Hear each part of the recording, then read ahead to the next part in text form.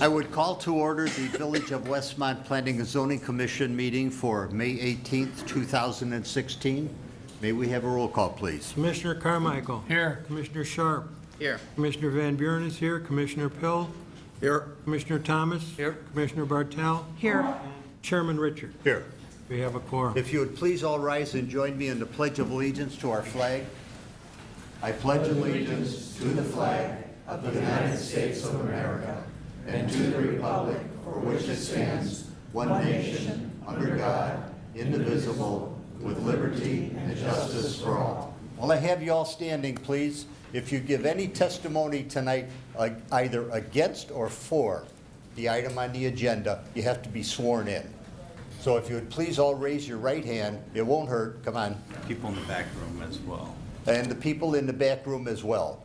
I swear that any testimony I give this evening shall be the truth, the whole truth, and nothing but the truth, so help me God. I would request that you silence any and all electronic devices.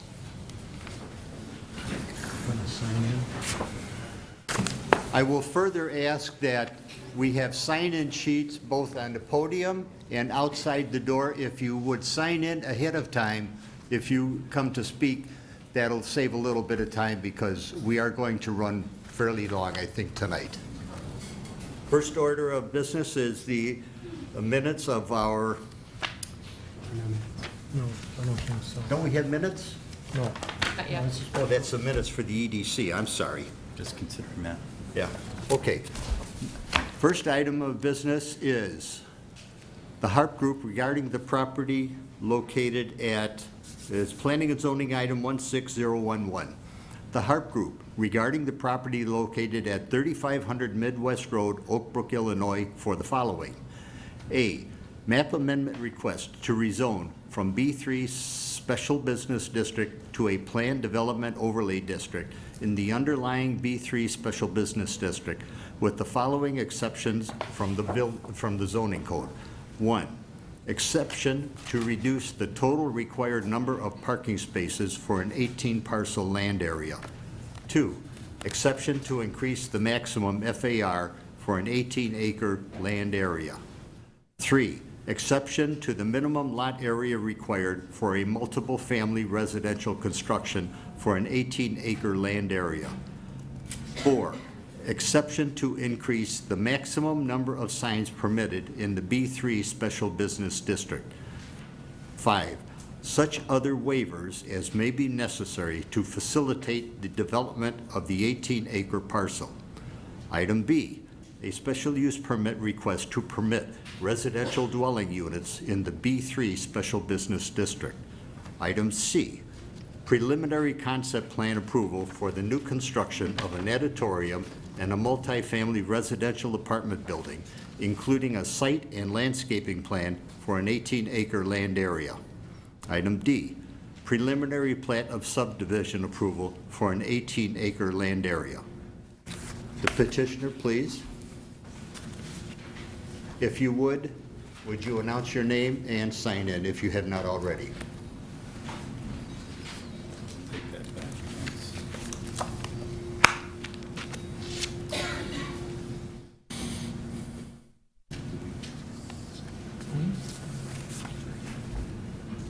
It's just one motion. It's one motion.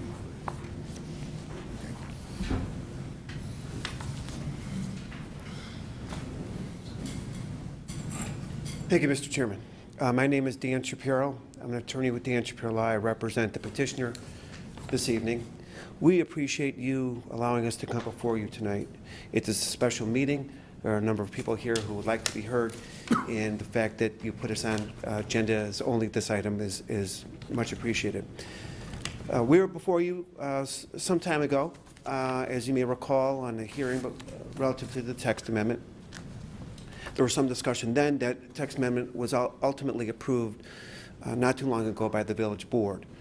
And what that text amendment does, as you know, is it allows residential development as a special use in the B3 special zoning district. So as you just mentioned, Mr. Chairman, one of the requests that we have tonight is for that special use for the residential development, which is part of the overall development There will be much to discuss, and we will certainly discuss with you and show you the plans for that development. In addition to that is our proposal for a world-class natatorium. In both of these uses at the Oak Brook Hills Resort Development, we view as a very bold and exciting development, not only for this community, but really for the region. And we believe that with this development, the area will be placed on the map even more so than it is now. In the development, the Oak Brook Hills will become really a crown jewel for this community to be very, very proud of. Over the last several months, we've worked hard with staff. We've worked hard as a team to try to put forth the plans, proposals that you will see, and I think they look great. The effort was put together by a well-recognized team, and I'd like to just introduce their names to you now so that when they step up, you'll know who they are. After I speak, I'm going to turn the floor over to Peter Dumont, who, as you know, is the president of the Harp Group, the applicant in this matter. We also have with us Rick Faywell, who is our architect from Wright Harima Architects, Marianne Kaufman, who's from Athletico, who will be the owner and operator of the world-class natatorium. Tony Young is part of that Athletico group as well, or in the natatorium group, and he will speak to events and how the events are processed and handled.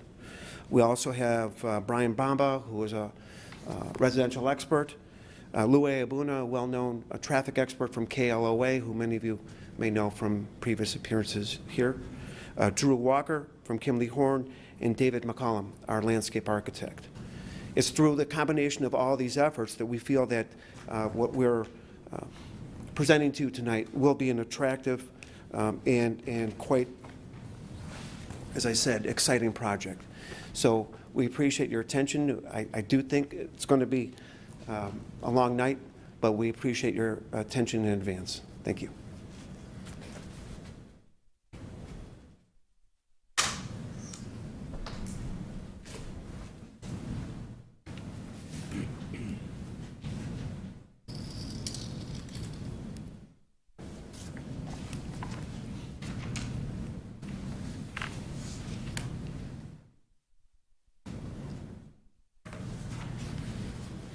Thank you, Dan, and also thank you to the commissioners for this special meeting. I know you give a lot of your time, to this service, and it's certainly something that we appreciate. Unfortunately, I was unable to be here for the hearing on the text amendment, but certainly want to let you know that I've watched it several times on the Village's YouTube channel, and certainly understand everyone's perspective and have a lot of respect for that perspective. Would we have your name, please? I'm sorry, my name is Peter Dumont. I'm the president of the Harp Group. We are a real estate investment and development company with offices at 601 Oakmont in Westmont. So we actually look across the Oakwood neighborhood and can see the tower. Maybe at some future point you might see us requesting a path so we can walk instead of drive and reduce traffic on Ogden Avenue or 35th Street. The title that we've chosen for this project is World Class Westmont, and that doesn't come lightly. As part of our due diligence going back 2 years ago when we acquired this asset in April, a little more than 2 years now, April of 2014, it's Oak Brook Hills Resort. It has an Oak Brook mailing address. The residences that are our neighbors have an Oak Brook mailing address, but as we all know, this is in Westmont. In speaking with the mayor and speaking with the staff, Westmont's got a lot of pride, and rightly so. This is a great community with a lot going on. It's a pro-development, pro-business community. Some of the best businesses that my wife and I have had to experience in the last several years are all in Westmont, and I think that's a credit to the entire community. And I think when you'll see the project development, it's the Westmont Natatorium, the apartments we want to identify with Westmont. We'd love to have a sign at the north edge of our property that says "Welcome to Westmont," so people know when they enter town. It's not just one of those little green signs, but a substantial landscaping monument. They know that they're not in Oak Brook anymore, and that's a good thing. Furthermore, as we proceed with the, am I doing wrong here, Mike?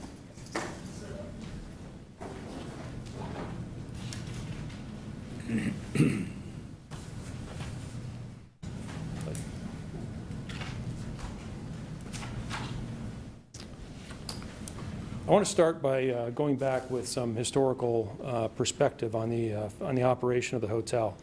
I noticed from the YouTube video of the text amendment hearing and also at the village board component of that, there was mention that the resort is doing very well. And I can tell you that it's doing better, but to say that it's doing very well is a monumental stretch. You know, occasionally it appears that our parking lot is full. I can tell you that we were sold out last night. There were plenty of spots available. We've got an underutilized parking lot. We've got an opportunity to get this resort back to where it was in its heyday. The peak room revenue for the hotel, so this is revenue from guest rooms, was a hair over $13.5 million. The peak room revenue, I believe that was in 2000? In the year 2000, that was the peak. So it's been 16 years since we've experienced the peak. Adjusted for inflation, that number, and that's calculated, as you can see, by the U.S. Bureau of Labor Statistics, $18.8 million in inflation-adjusted peak. End of 2015, did about $10.5 million of room revenue. Variance of 22.5% on an actual dollar basis. And when you adjust it for inflation, we're 45% below the peak. This was a sinking ship when we bought it. We have patched it. We've bailed the water. We're trying to turn it around and then accelerate. We have a long way to go. Peak total resort revenue, this includes golf, food and beverage, was approximately $32 million. I believe that was in 99. 2000 as well. Adjusted for inflation, that's $43 million. So, you know, again, a long way to go. Year-end 2015, we were at $22 million.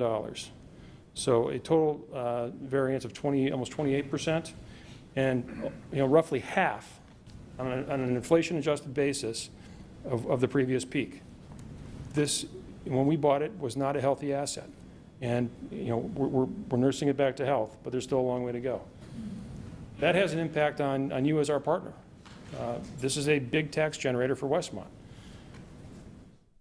Peak real estate tax. Not only is the village of Westmont, this is schools, it's College of DuPage, Airport Authority, library, you know, all the taxing bodies. Peak real estate tax in 1999 was $560,000. Adjusted for inflation in today's dollars, that's a hair over $800,000. Last year, we paid about $286,000. Now, I'm not going to be the real estate developer that comes up and says I'm not going to protest my taxes. I have an obligation to my partners to do so. I want to give the assessor a better argument. That's my goal. The variance to peak real estate tax is roughly 50%, 48.88%. Inflation adjusted, 64%, almost 2/3 of a discount. That impacts Westmont, it impacts the School District 201, it impacts the library, and these are real dollars that have been basically ripped out of the local economy. Peak hotel motel tax, again, this is on the room revenue, so I'm going to go through this one quicker. It was $677,000, inflation adjusted, almost $1 million. Last year, $524,000, so identical declines, 45% decline. So we've got a big gap to make up, and it's going to take some work. Golf course operating profit. I know the chairman mentioned one of your concerns was, geez, if we, you know, allow the text amendment, you know, and we allow, you know, something to happen in the parking lot, a couple years down the road, as soon as that's done, they're going to come in, you want to do something in the golf course. That's not our goal. Our goal is actually to invest in the golf course. When we acquired the resort, we retained Ray Hearn, who's an extremely well-known golf course architect based in Holland, Michigan, to do a master plan for the golf course. And I worked on that with Ray and along with our golf pro, Randy Bolstead, and our superintendent staff. The greens need to be done. They've not been done since the resort was brand new, almost 30 years ago. The irrigation is held together literally by baling wire and rubber bands. That needs to be done. The bunkers need to be completely replaced. So we've got, you know, roughly a $3.5 to $4 million project on the golf course.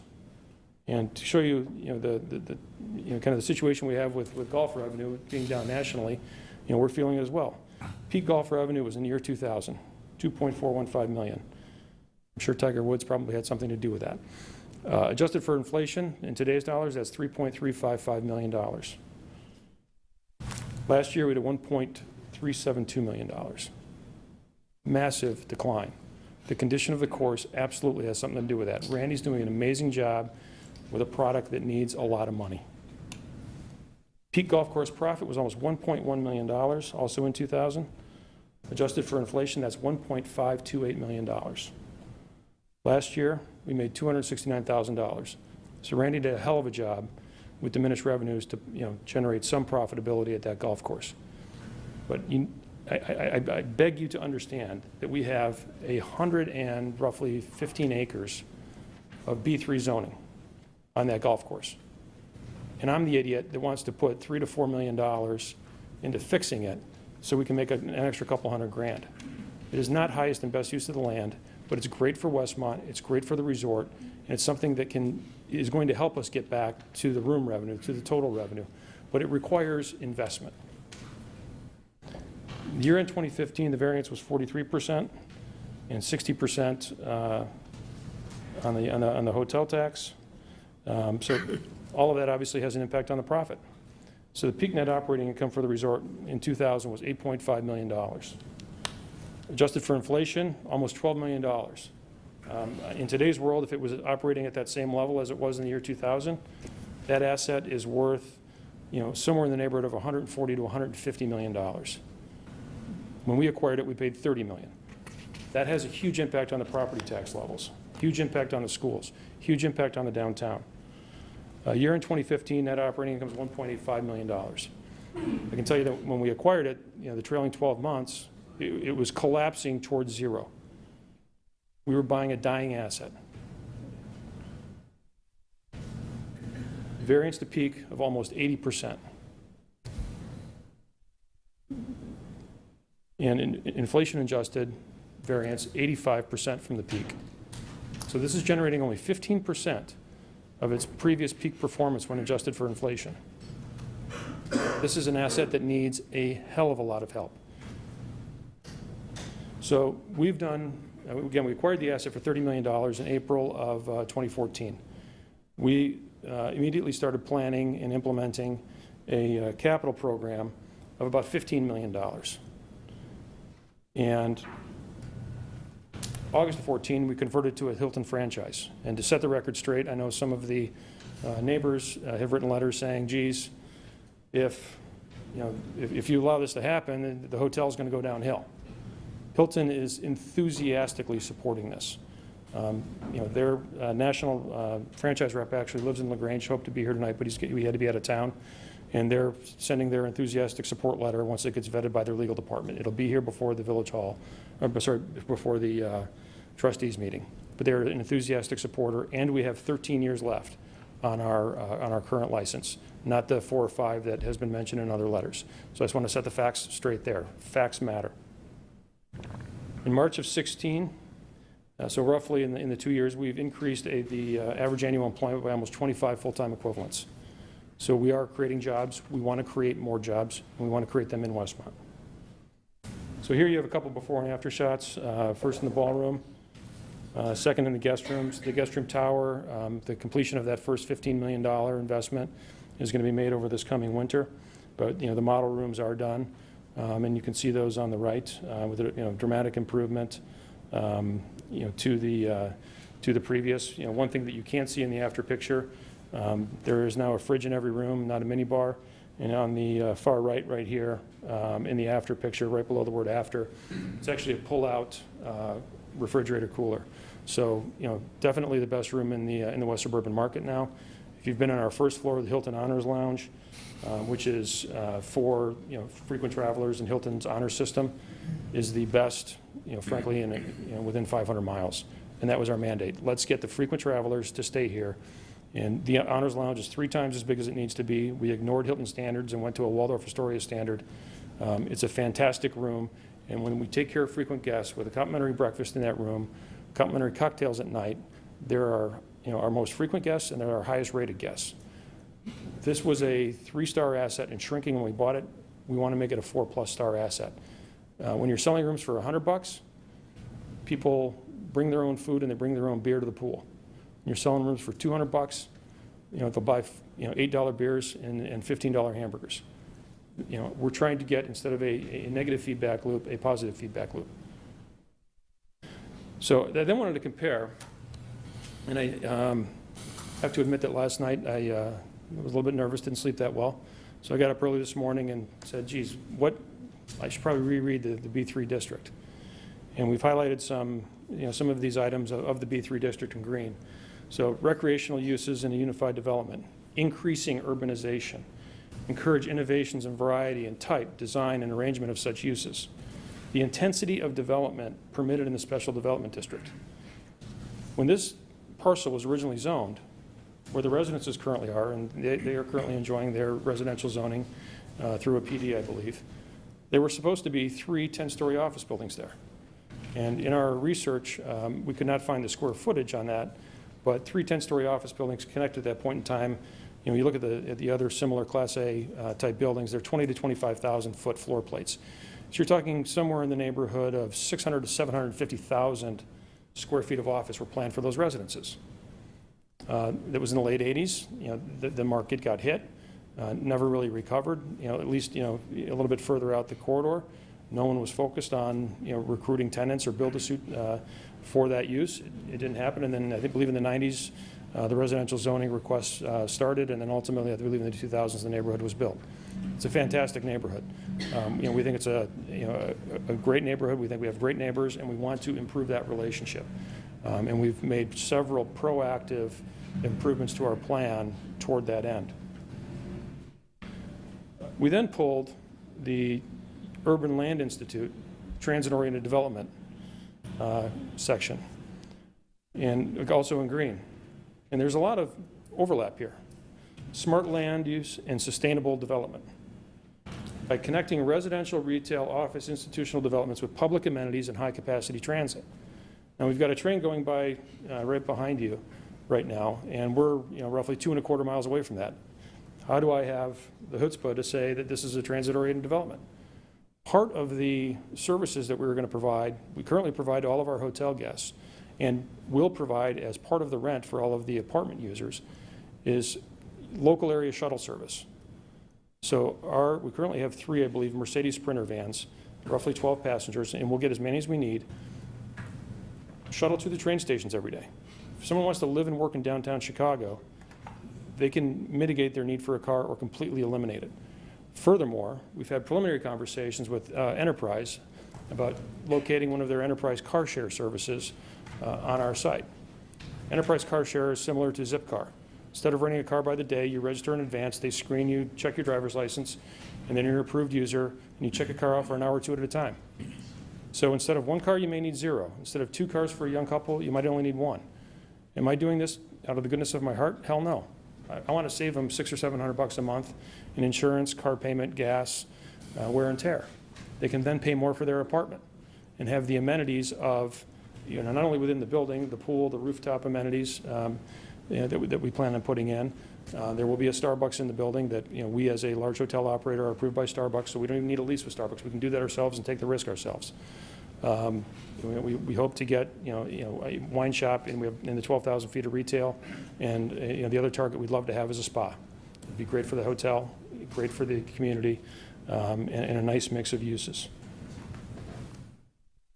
We then said, okay, what can I do in the B3 today by right? Coming in for site plan approval, but this is what I can do by right. I can do office, financial institutions, medical office, including clinics and laboratories, data processing and computer centers, including service and maintenance of electronic data processing equipment.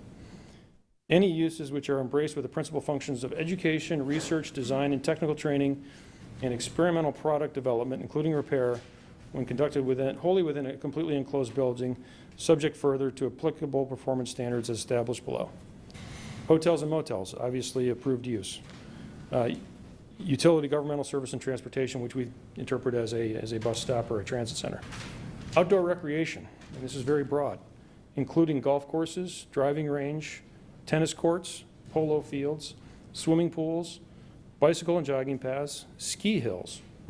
That's interesting. Vail Resorts just paid, I think, over $20 million for Wilmot Mountain. It was created out of a prairie by a crazy architect, decades ago. I'm a big skier.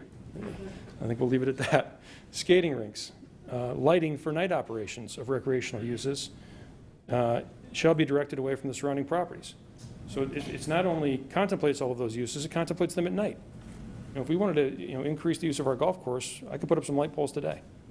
And I don't think that's the smart thing to do. I don't think it's the image this golf course wants. I don't think it's good for the neighborhood. And that's the last thing we want to do.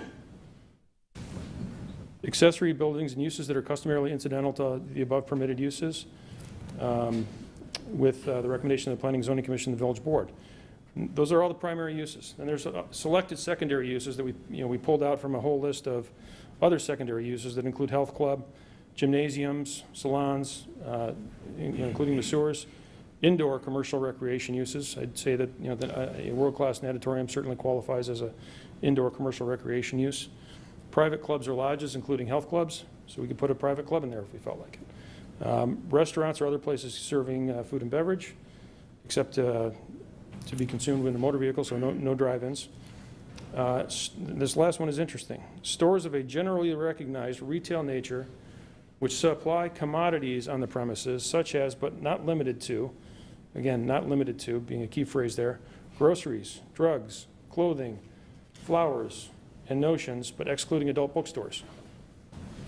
Now, when I read that, Target, Meijer, Walmart, B3 district, selected secondary use. Not what we want to do. I think it's a terrible land use. I think it's terrible for the neighborhood. We can do it by right today. Theaters, concert halls, or similar places of assembly, excluding adult entertainment cabarets. So movie theaters, concert halls, really intense, high traffic uses. And Louis Abuna is our traffic expert. He's going to talk about traffic and impact. By right, we can build the office buildings. That's a hell of a lot of traffic. It shows up between 7:30 and 9. It leaves between 4:30 and 6. Currently, the standard is 5 per 1,000. So 1,000 square feet of office, say a 200,000 foot office building, needs a parking deck for 1,000 cars, and they're going to show up all at the same time and leave at substantially similar times in the afternoon. Big traffic congestion. Apartments are significantly less impactful and disperse their traffic throughout the day. And in this instance, they may not even car, because we are providing them with shuttle service to the local area, including downtown at the train station, including to the restaurants. We'll have car share service available if they want to go to Costco or some of the other grocery stores in the area. And Uber and Lyft have been game changers since the Village's codes were developed a long time ago. So with technology and difference makers in the economy, we can provide a more intensive, more substantial, more sustainable development that can be really smart for this resort. And that then allows me to spend money on things that don't make and don't have a return on investment, like a golf course, like replacing an event tent that produces plenty of revenue right now, and frankly is something that the neighborhoods have a justifiable beef with, because sometimes it's too loud, too late. And that's something we're working on, but we don't control DJs at weddings. And that's a bit of a challenge too for the planning staff and for the police department when they have to go out. We're doing our best, but again, we don't control our guests or our DJs. We're trying to implement policies that work better. I think a better use would be to take the darn tent down, put up a permanent walled structure. Some of the neighbors on the, I think on the far south west side, look right out at our cart storage. Former tennis courts, volleyball courts. We store the carts there. Occasionally there's a storage tent up above that. It's not very attractive. If I lived there, I wouldn't want to look at it. I think a better use underneath this new event facility to replace the tent, our loading dock goes down currently and backs into that, and there's a retaining wall there. Blow that out, put the carts underneath that facility, and then take the current tennis court facility where we have cart storage and make that into a competitive 9-hole putting course. Not all of our corporate clients can afford golf, have the time to golf, but everyone loves to go putt. And this is not putt golf or mini golf. This is an actual putting green that we'll design to be really fun Many of the premier golf resorts in the world, like Bandon Dunes, are now putting them in. And at the end of the day, everyone goes and settles their bets. You have basically something that plugs in the ground, 4-hole drink holder on every tee box, and you have fun doing it. Much, much nicer, much better environment for our neighbors, and that's something we've done proactively. Because frankly, I think we can do better as neighbors. Again, what is allowed today versus what is proposed. What's allowed? In the B3 district, it's a 0.5 FAR, and that's inclusive of the golf course. The entire property is zone B3. So that's roughly, on the roughly 130-acre site, that would allow us about 2.8 million square feet of FAR. Obviously, that means no more golf course. Again, not our goal. We don't want to do this. We have no interest in doing it. It's not our core expertise. It also allows 125 feet in height. And again, tall buildings were envisioned here from day one. It also allows, as I just discussed and laid out, a variety of permitted uses. The proposed development, when you look at all of the land inclusive of the golf course, we're at 0.13 FAR. About 752,000 feet instead of 2.8 million, so a little over 25%. The apartment building is roughly 77 feet in height. I can build an office building to 125 with more cars, more traffic. And we're asking for residential as a special use. So again, the world-class Westmont project overview includes a luxury multifamily building of 326 units wrapped around a 700-space parking garage. Now, we don't need that many spaces for the apartment building. We're building it larger so we can accommodate some of the spaces that are displaced. We will have hotel employees park there, except when it's at peak, and when occasionally they'll go off-site. And the apartment residents, and the nice thing there is the apartment residents, if they live on the 4th floor, they park on the 4th floor. Get their groceries out of the trunk and go. So there's been, in the last, really since the downturn, a sort of a sea change in public sentiment towards home ownership. So there's incredible demand for luxury multi-family developments, and that's per our CBRE study, which you've all received in your packet. And we've done research on some other assets in the area that are inferior to ours, both in amenity and quality. And 1-bedroom, 1-baths at those inferior products are currently $1,700 to $2,000. 2-bed, 2-baths are a hair under $3,000 to $3,500. In the last 2 months, those numbers have gone up about between 5 and 10%, depending on the location. The overall trade area for multifamily, broadly defined as the Downers Grove submarket, which is 294 to 355, I-88 to I-55, so a fairly broad geographic area, is in the upper 90% in occupancy, 97 to 98% annually, and has been for years. If you look at Southeast DuPage County, nobody owns apartments anymore. It just doesn't happen. We have a lot of renters by choice, that will pay for luxury product. Now, one thing I heard on the YouTube video and the concern from the text amendment, Westmont has a disproportionately high multifamily rental component in town. I didn't realize, and Commissioner Richard, thank you for bringing it up at the last meeting, none of those were ever approved by Westmont. They were annexed in as Westmont grew. So you didn't approve them. And I would like to think that had Westmont approved them, they would have had the foresight to not approve 2-story, 1-story, and 3-story wood frame buildings that don't hold their value over time. This is a institutional quality asset, institutional quality construction, luxury amenities, and these assets do hold their value over time and grow in value and pay a hell of a lot of taxes, and those tax bases grow over time. Now, we've had conversations with staff about, geez, are there opportunities to upgrade some of the other apartment communities in town? And that's something we're actively engaged in around the country. We have capital that's dedicated to doing it, and we would look at that.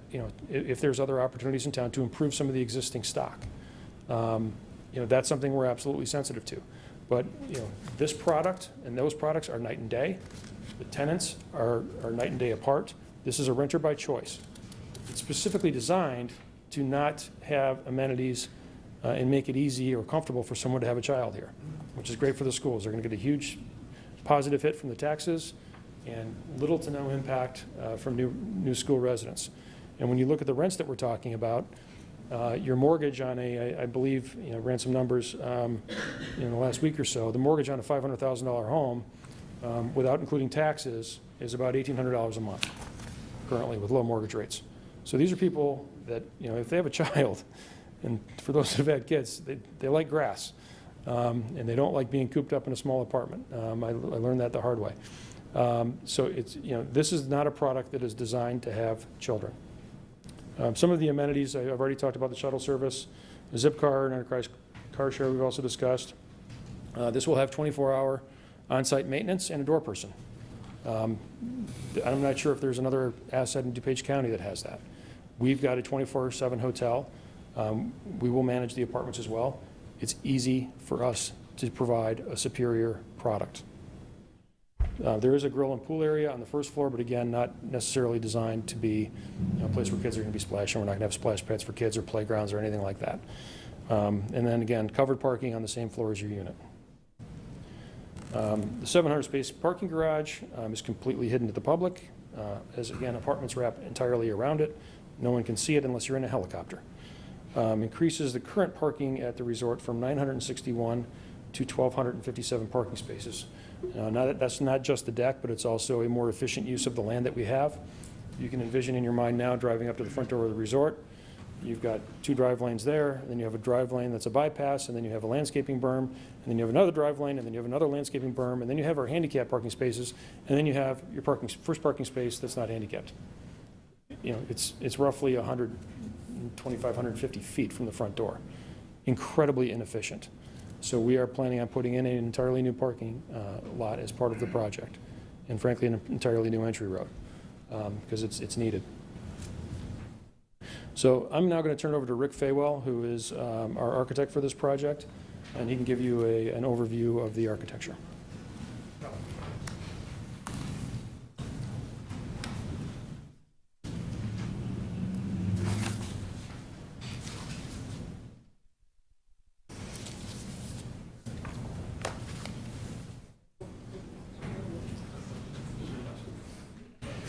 No.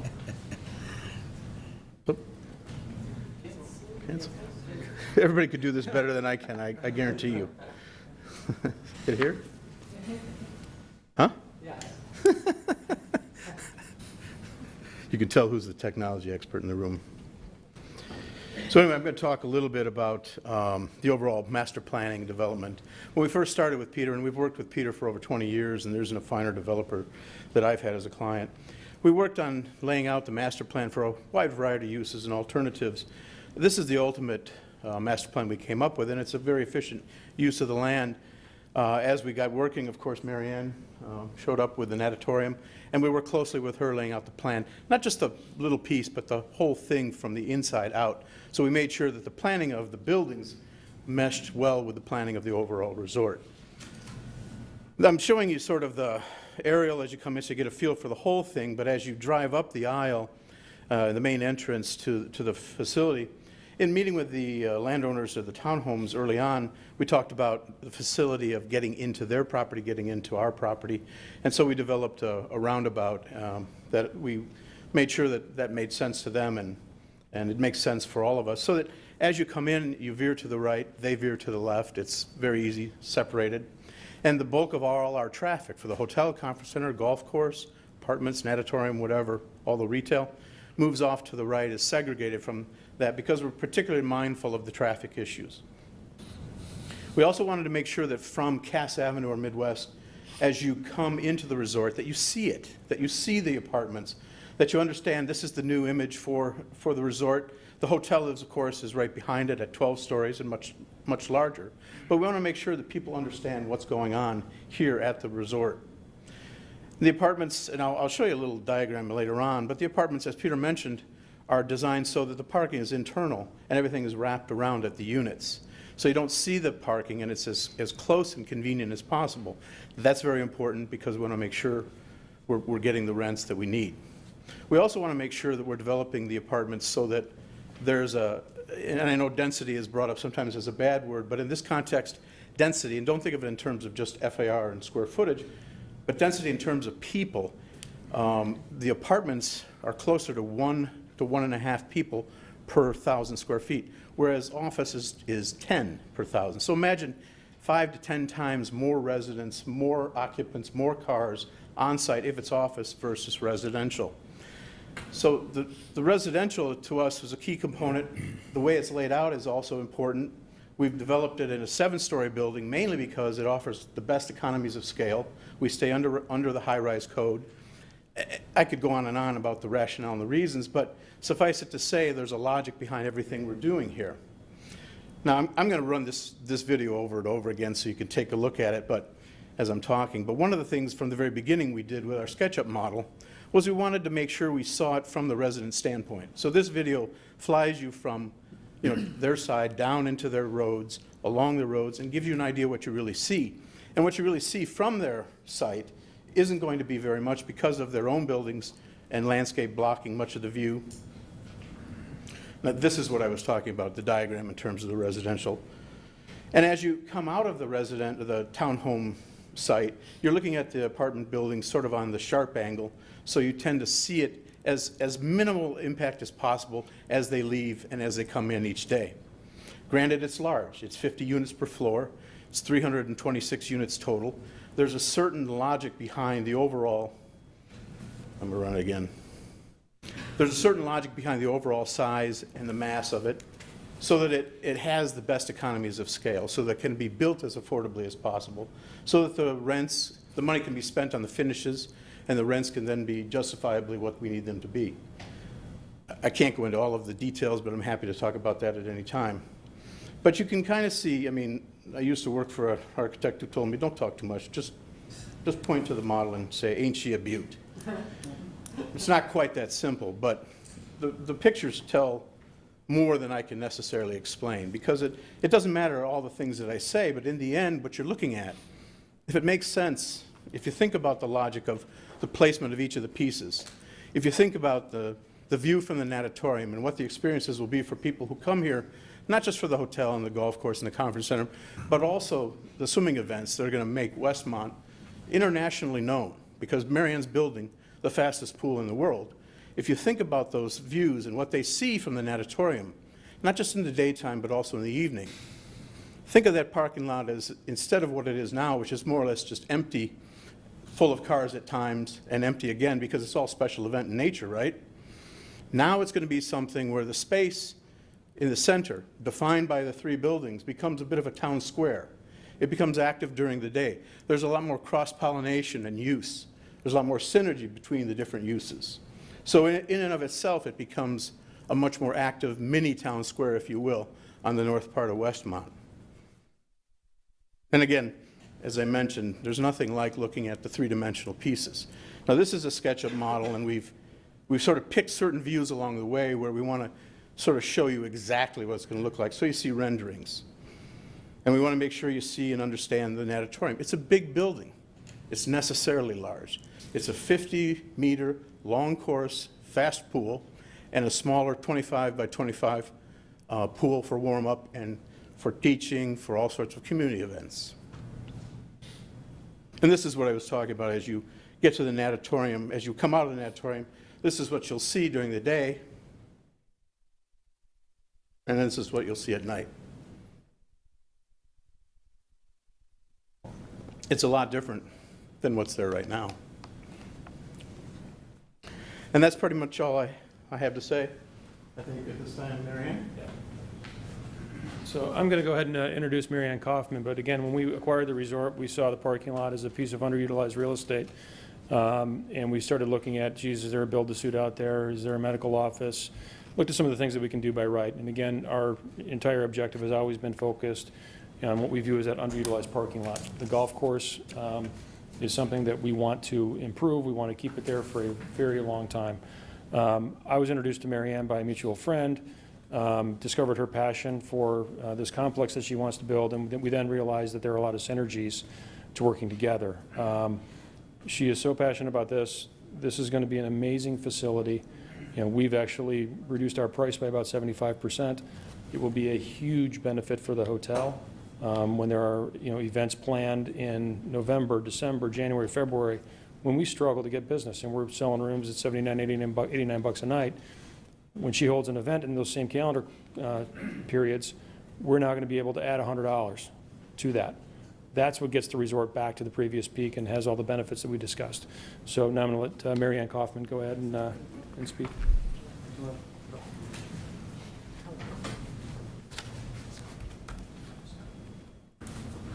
So basically, and just tap it.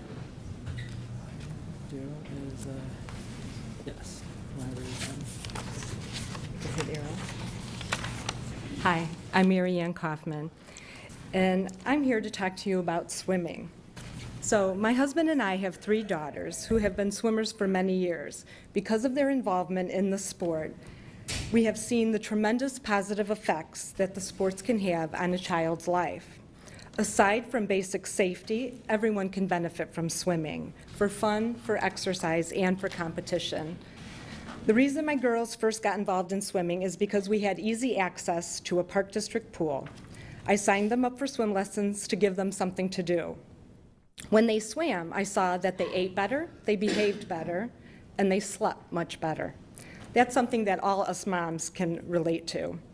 As they got older, swimming kept them busy through junior high and high school, and they developed friendships that I believe will last a lifetime.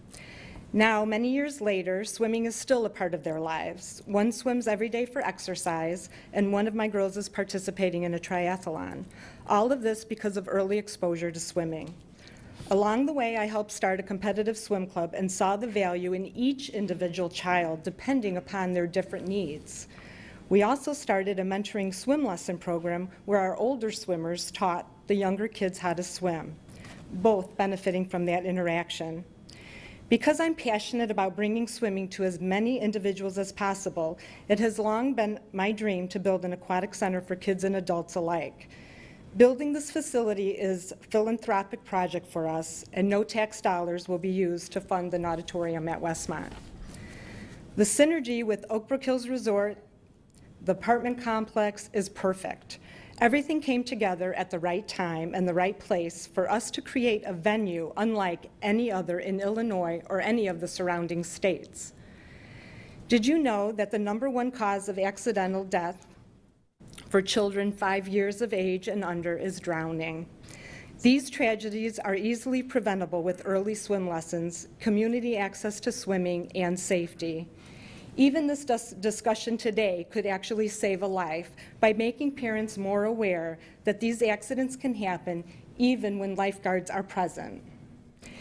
It is a great sport for all kids because everyone gets to participate. Unlike a basketball team, when 10 kids make the team, 5 only get to play. In swimming, kids compete against their own age and ability level, so everyone has the chance to be competitive and to excel. It is good exercise and it is leisure activity for people of all ages. Swimming puts no stress on the joints and is an excellent exercise for those with injuries and older adults with limited mobility. A swim facility is great for the community of Westmont, and we will offer programming at Park District rates for residents. We are in contact with the Park District, and we will continue to have dialogue about the classes that we feel will best serve the people of Westmont. Aside from competition, high school teams, swim clubs, Special Olympics, water polo, triathlons, and leisure swimming, we can offer innovative activities like SUP, yoga, exercise classes, and kids' birthday parties. It will be a recreational center for the community and the surrounding area on a daily basis. All local swim families can speak to the frustration of having to travel to places like Wisconsin and Indiana for our Illinois state meets. Having the nauditorium at Westmont, we will have the ability to hold many events never before even hosted in the state of Illinois. After my involvement with competitive swim teams, the joy of seeing many kids have fun in the water, it has driven me to want to provide even more access to swimming. For many years, I would dream about how great it would be to have a local facility where kids could learn to swim at an early age, progress through the various levels, compete at high levels. Partnering with Oak Brook Hills Resort to build an auditorium at Westmont can grow that dream into a reality, and we can impact many, many lives in a positive manner. Thanks for your time. We have any more pictures?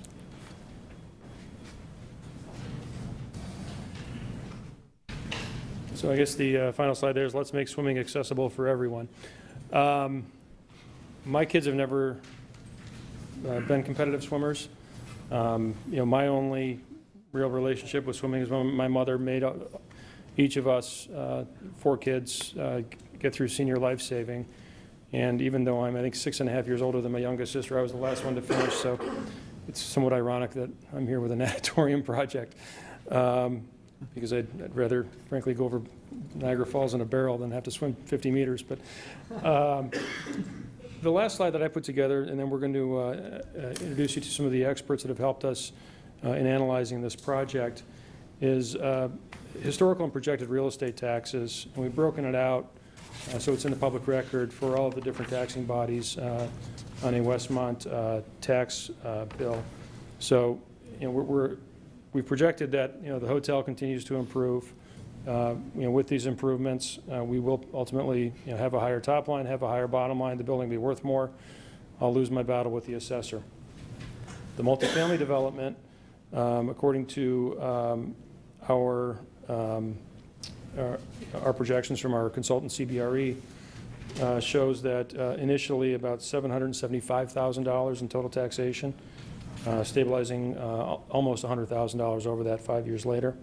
So total forecasted real estate taxes, whereas currently, again, I said earlier, we're paying about $285,000. By 2018, $1.14 million. After the project is completed, 29, $1.25 million. And then in 2020, $1.32 million in total real estate taxes. So over $1 million improvement in that time period, which is not that long. So, from an economic perspective, this is a huge, huge impact for the community, and something that we're excited to introduce to the Village of Westmont. I'd now like to introduce Brian Bomba, and he can give a brief overview of his background. But Brian is with Coldwell Banker in Hinsdale, and he's one of the premier residential real estate agents in this area.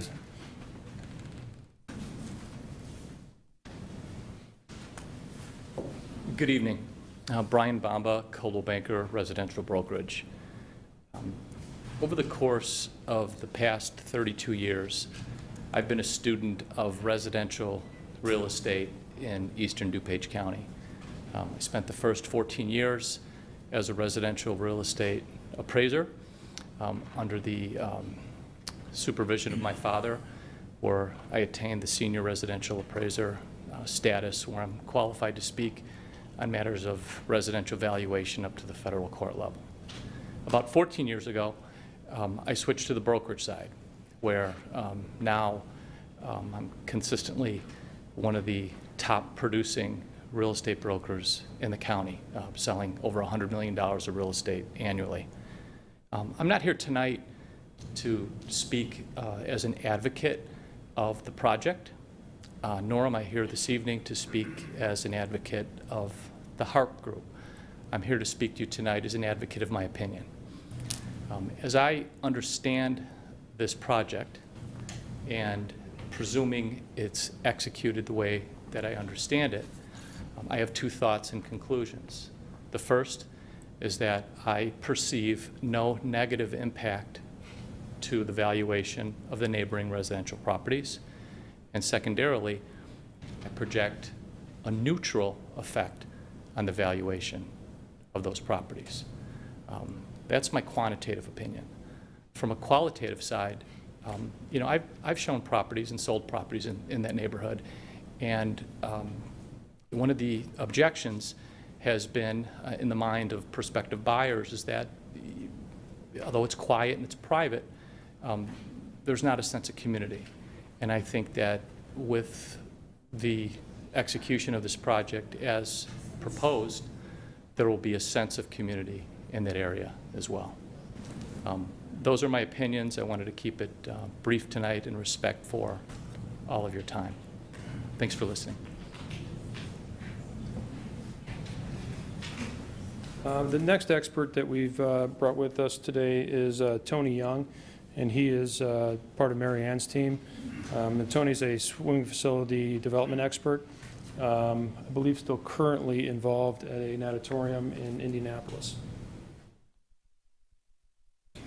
Thank you for having me. The most important thing that is something that I can share is the Midwest has been the home for some of USA Swimming's greatest Olympians and also some of the most iconic natatoriums, one being at the IUPUI Natatorium in Indianapolis. For the last 12 years, I've spent as sport development director. I have been helping with development of facilities, programming, national level meets, and having the opportunity to see those programs grow. Some succeed better than others. The Illinois Swimming Association, which is your local swimming committee, projects over 20,000 athletes being part of their registration year next year after this Olympic bump. The facility that was developed with the help of everybody in this room now shows what you would call best practices of numerous aquatic facilities, IU Natatorium being one of them. And these best practices, if you look at or hear some of the voices in the room, the fastest pool in the world. The fastest pool in the world is kind of only relevant to what the outcome of the meet is. The key to great facilities is safety. The key to great facilities is water depth. The key to great facilities is lighting and ventilation, and combining the spectator experience with the physical layout itself. Now, what happens when that commitment to excellence for this facility that has been put together in great detail comes and meets with the organizations to host these level meets? Even the local swimming organization, Illinois Swimming, has requirements to be able to host just local community meets. They have to follow USA rules. The pool has to meet certain specifications. And safety, again, is a key issue. If you've ever sat in a swim meet yourself and you've sat up in the stands and it's hot and you smell chloramine, so on and so forth, this pool has kept in mind all best practices to be able to have great ventilation and the most comfortable scenario for spectators as well as athletes. So when you're hosting local meets within the community, it is a sanctioned meet. You have to apply with Illinois Swimming to be able to host that meet. This facility itself is flexible enough to be able to host regional and national level competitions. To be able to host these meets, they have to meet specific requirements. There is a bid process, sometimes a year to 2 years in advance, to be able to host these type meets. To be the fastest pool in the world, you have to bring the fastest athletes into the community itself. When you're looking at a great facility, it is the location, it is the water depth, it is the physical layout, it is the spectator experience. And USA Swimming, when you're putting together a bid project, or even Illinois Swimming to host one of their state championship meets, you have to show proof that this organization or this facility is going to be able to handle the amount of spectators and everything that goes along with hosting a great facility itself, or a great event itself. The national meets mean you bring in Olympians to the community itself. And some of those meets, with all of the outside spectators that would come in, provide a great deal of economic impact. Now, this organization or this facility meets and exceeds all of those criteria. Now, the right place and the right time, from a letter from Peter Kazura, the executive director from Illinois Swimming. Illinois Swimming suffers from a lack of Olympic-sized 50-meter pool venues that are capable of not only hosting club practices during the week, but also our senior and age group state championships. The possibility of a new facility with these capabilities would give great positive implications to the Illinois swimming community. Now, if that's the case, and Mary Ann spoke to it briefly, is that the fact that being in Indiana, we are hosting your championship meets. That means the championship meets from all of your athletes, all of your families come to Indiana to be able to host championship meets. Now, that's great for us. But for the community that has produced some of the greatest Olympians, or excuse me, for the state that has produced some of the greatest Olympians and iconic coaches, it seems that Illinois Swimming will benefit greatly from this type of facility. It's going to be a hot topic. and I don't mean in this room, a hot topic amongst the swimming community. How great can a multifaceted facility serve aquatics? Not just aquatics, competitive aquatics itself, but as Mary Ann spoke to, swim lessons. The every child a swimmer philosophy. If we can't grasp that in aquatics, not competitive swimming, not swim meets, but every child a swimmer, that's what the pools are built for. And that's what the professional organizations and the professionals that will run this facility will be working and striving for. Thank you.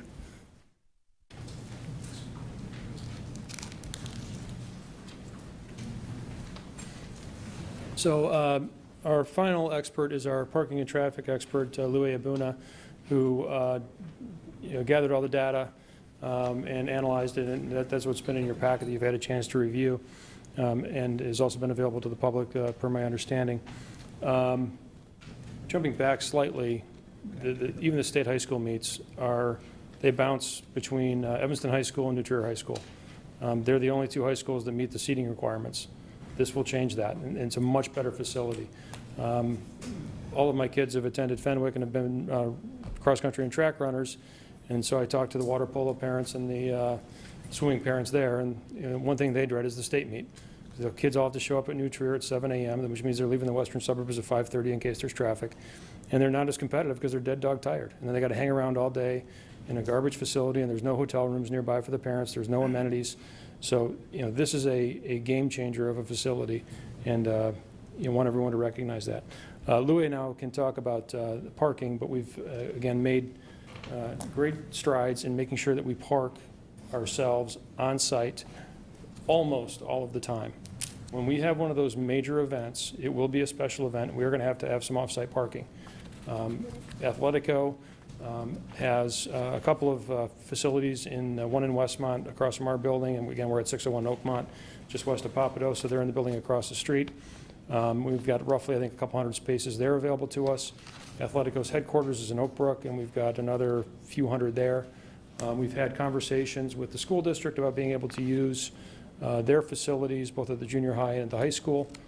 All of those places, though, Athletico probably being more friendly to us than potentially some others, it's going to be by necessity on a case-by-case basis. I can't go to the school district and say, give me an easement forever into your parking lot for special events and record it against the property. That simply will not happen. Nor will any other office building. A great example right now would be the Serva building, kind of kitty corner from Pompano. Totally vacant, headquarters building, 250,000 square feet, huge parking lot on both sides of the street. They'd love to get a check. At least, the lender took that building over after Serva moved out. They'd love to get a check for a little bit of money, but they're not going to record a deed that that would prevent them from getting a 24/7 call center tenant in there. Nor would Westmont as a community, I think, desire that, because if those buildings get occupied, value goes up, taxation goes up. So what we've planned for is a special event permit process for these large meets, which, as Tony mentioned again, are a year to 2 years in advance. We have plenty of time to plan for this. When we're bidding, we go out in advance. And again, the groups from the swimming world that are going to award these events are going to want to see, hey, do you have enough parking? Where are you going to do it? Furthermore, the big parking field in the middle between the multifamily building and the hotel is roughly 400 spaces. That can be valeted and maxed up to about 500. And then the parking lot that we have on the west side of the site that has the old helipad on it that is currently never used. We've had it barricaded for the last 2 years, so we haven't used a single spot in there. It's 104 spaces. That can also be valeted to increase the overall size and scope of our on-site facility, as can be the parking deck for that matter. You can also valet to the top level of the parking deck and increase the size there. Thank you, Peter. Again, for the record, my name is Louis Abuna. I'm a principal with KLOA, traffic and parking consulting firm. I think Peter has already hit on several of the things I was going to talk about, so I'm going to try to be brief, giving the hour and the length of our presentation. Basically, my firm provided a parking and traffic study that looked at the impact of the proposed development of the apartments and the natatorium. We submitted that to the village, was reviewed by your staff and by your consultants, and we responded to comments and made the changes, and we believe that we were able to address their concerns. Basically, our study looked at the adequacy of the parking supply of meeting the demands of the various uses within this development. Peter indicated some of the strategies that are going to be implemented in order to help reduce the demand for parking and increase the synergy between the uses. Our analysis looked at purely what the demands are for each use independent of those strategies of providing shuttle services, of providing car sharing facilities. I think these are excellent sustainable measures that's going to help address the parking needs of both the resort and the apartments, as well as provide adequate parking for the natatorium. Like I said, we looked at the parking demands of each use. We looked at what the resort generates in terms of parking. We went out and did some surveys ourselves when there were major events at the resort. We compared them to national standards, and we used the national standards because they generated more parking, so we took that demand for a weekday and a weekend. We then compared it to what an apartment development of this type would generate in terms of the number of bedrooms that it has and the relationship of parking per bedroom as opposed to just a unit. And then looked at what the natatorium would generate on a daily basis, short of the meets and events that they may have on several weekends of the year. We looked at what their demand is on a daily basis in terms of practices, classes, and other events that they may have. And what we found is that during those typical weekdays and weekends, the parking supply of over 1,200 spaces would be sufficient to meet the demands of the various uses. There's going to be ample parking to accommodate these uses, not taking into account, like I said, some of the parking strategies in terms of shuttles and the synergy between the different uses in terms of perhaps people staying at the resort and using the natatorium or other possible synergies. So we believe under those circumstances that there will be adequate parking.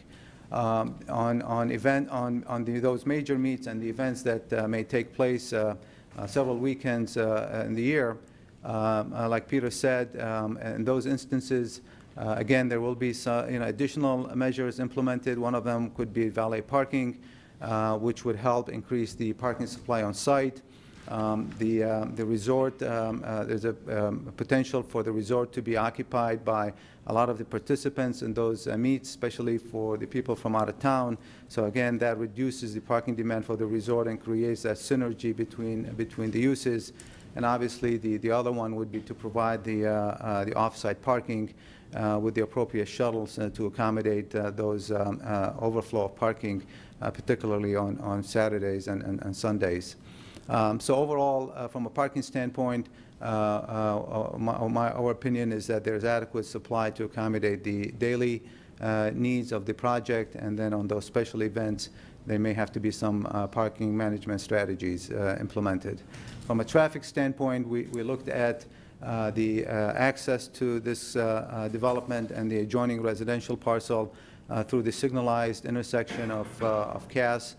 We looked at, again, different time periods on a weekday, a morning and evening, and we looked at different Saturday time periods, again, trying to gauge what the traffic flow in and out of the site is, as well as the amount of traffic on Cass. And then we overlaid the additional traffic from the proposed uses within the complex, namely the apartment and the natatorium. And what we found is that the intersection, the signal, has adequate reserve capacity to accommodate the additional traffic. We do not foresee the need for any improvements specific to that intersection.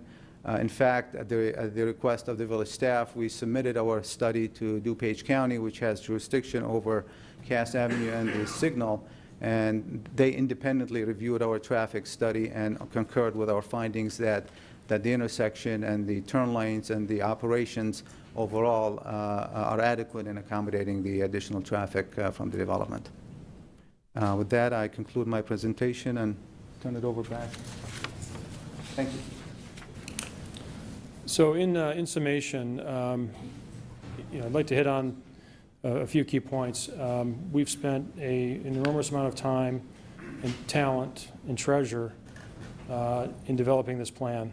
I believe it to be a very well thought out plan with an excellent mix of uses, appropriately spaced so that they complement one another and also complement the entire resort property. so that it's beneficial for many years to come. There is somewhat of a squeezing of the balloon going on here. Again, we've got a golf course that needs, $3 to $4 million of renovation. The event tent is I'm guessing a $5 million project. And the back of the hotel, which I have not discussed yet, swimming pool's original. The unilock paver landscape wall looks 20 years old, because it is, at least. And we can do better. So we've had a master plan done for that as well. A resort-style pool, a separate kids pool, more exterior dining facilities, a small exterior wedding pavilion, and then on the ground floor rooms on the furthest southwest that have doors that open up to the exterior. Currently, they open up to, I don't know, about 24 inches of pebbles and then grass. We're going to open those up to outdoor meeting suites or cabanas at each of those room locations. And that, again, is another $3 to $4 million project.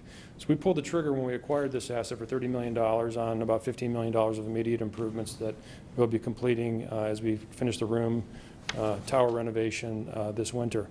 We would like to proactively spend another $15 million, and that will have some ROI to it. The next $15 million, the ROI is going to be extremely minimal. Golf, I think we're probably throwing money down a drain, but I think it's a drain that's worth saving. Because it is an amenity to the resort, it's an amenity to the neighbors, it's an amenity to the entire community. Great piece of privately owned open space, and we'd like to keep it that way. The tent currently generates quite a bit of money. We replace that with an event. There's probably a little bit of incremental business that we can get out of that, and that'll be beneficial. And then similarly with the new pools in the southern exterior portion of the hotel. It certainly helps our image. We'll probably get a little bit of extra food and beverage out of it, maybe a wedding here or there, but from a pure ROI perspective, the return on investment simply wouldn't be there. With the apartments and the natatorium contributing to the hotel, we're happy to make those investments for the long-term betterment of the overall resort product. Thank you, and we'll turn it over turn it back to the chair. Thanks again for your time. Thank you. Staff. Thank you, Mr. Chair. There's a lot to cover, so I'll try to be brief. This is really a summation of the staff reports that you've been provided of staff analysis. So before you is a petitioner proposal. It's a 60,000 square foot Olympic-sized natatorium, a 7-story residential apartment building with approximately 330 units, and a subdivision of an existing 18-acre parcel into 5 smaller parcels. The first request is rezoning from B3, Special Business District, to a planned development overlay to a B3 Special Business District. The planned development request allows for greater flexibility in site design. The requested variances are actually termed as waivers in this case, and it does require a planned development agreement. The waiver requests, the first one is to off-street parking spaces. Now, by village code, all the uses on site shows a deficiency of 923 spaces by our code. The applicant has actually made a request specifically to the multifamily residential and to the natatorium parking. The first request is to have a reduced standard for multifamily parking. Currently, our standard would require 566 spaces for the amount of apartments that are being provided. As a reminder, it was about a year ago that we actually reduced those standards, anticipating some TOD-type developments in the downtown. We went from a 2.5 spaces for any unit to kind of a tiered based on the number of bedrooms. We would have required 815 spaces if this was a year ago. The proposal that they show for the residential, based on those new reduced rates, they would only need to provide 449 spaces for the residential units.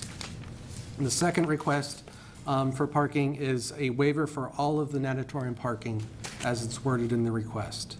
By village calculations, that would be 605 spaces that should be required for the natatorium.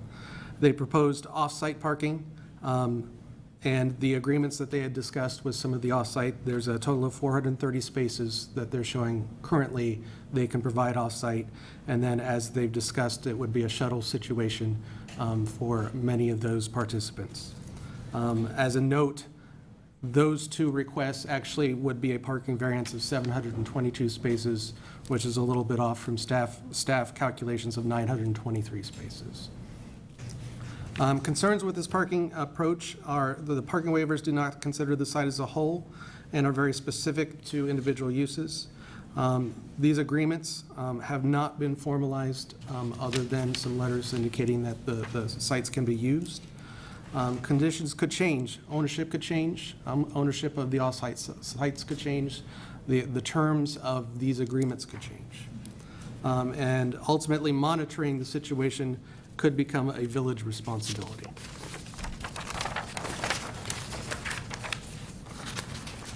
The second waiver is for maximum floor area ratio currently, and let me state that we are looking at this based on the 18 acres that the HARP group is in control of, not the overall 115 acres that includes the golf course.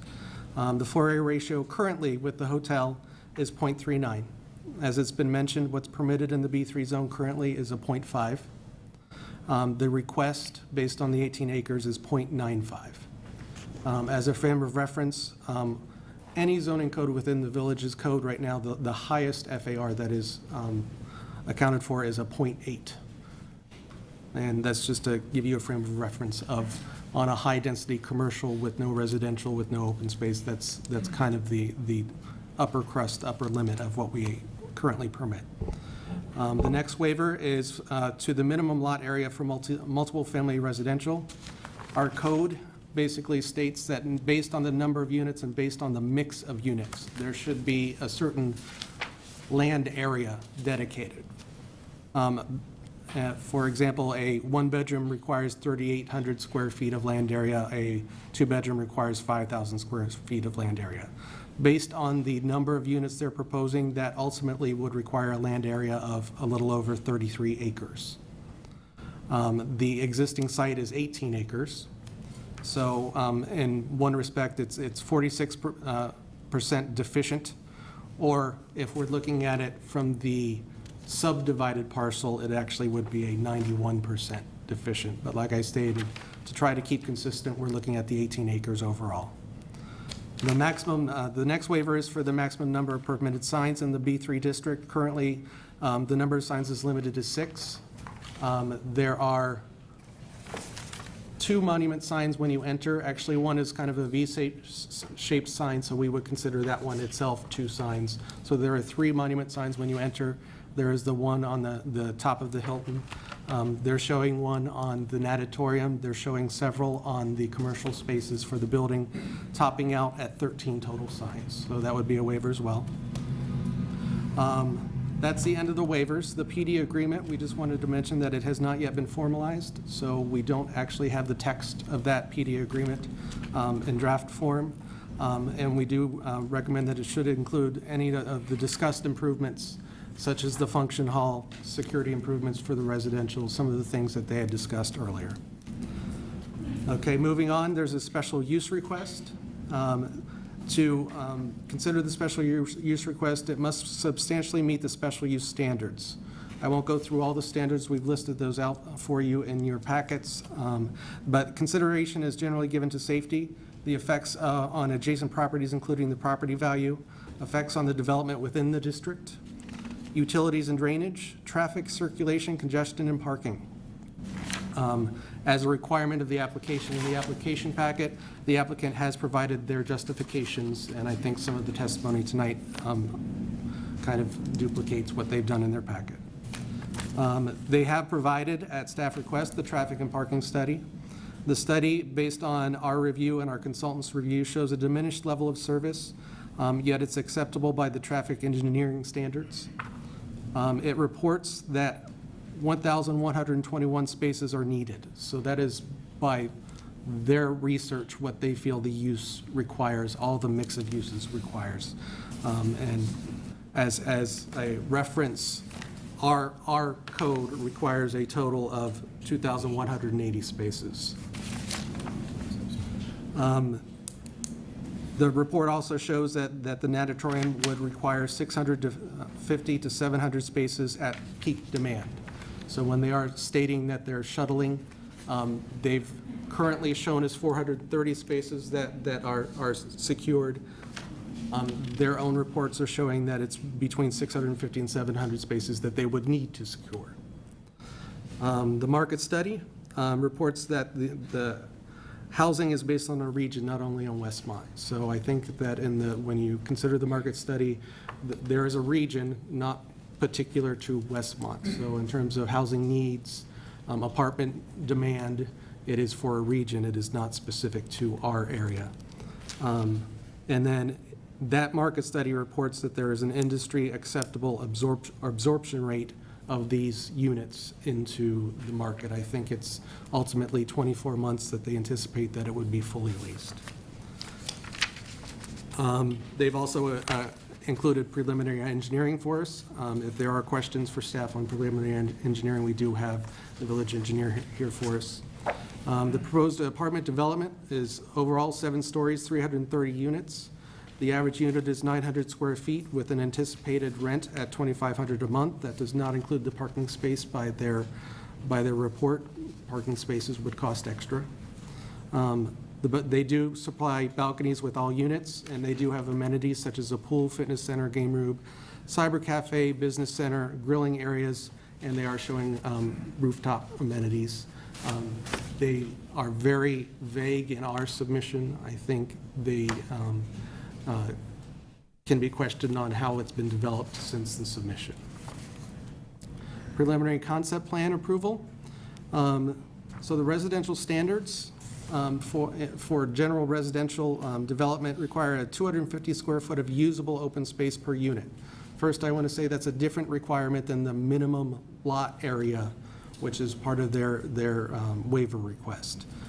It's just a general for any multifamily unit, we like to see 250 square feet of open space that's usable. This can include the balconies, the pool area, areas private to the residents, not necessarily, out in a park, out on a walking trail. So it can include other amenities as well. They've shown that they're providing 341 square feet per unit.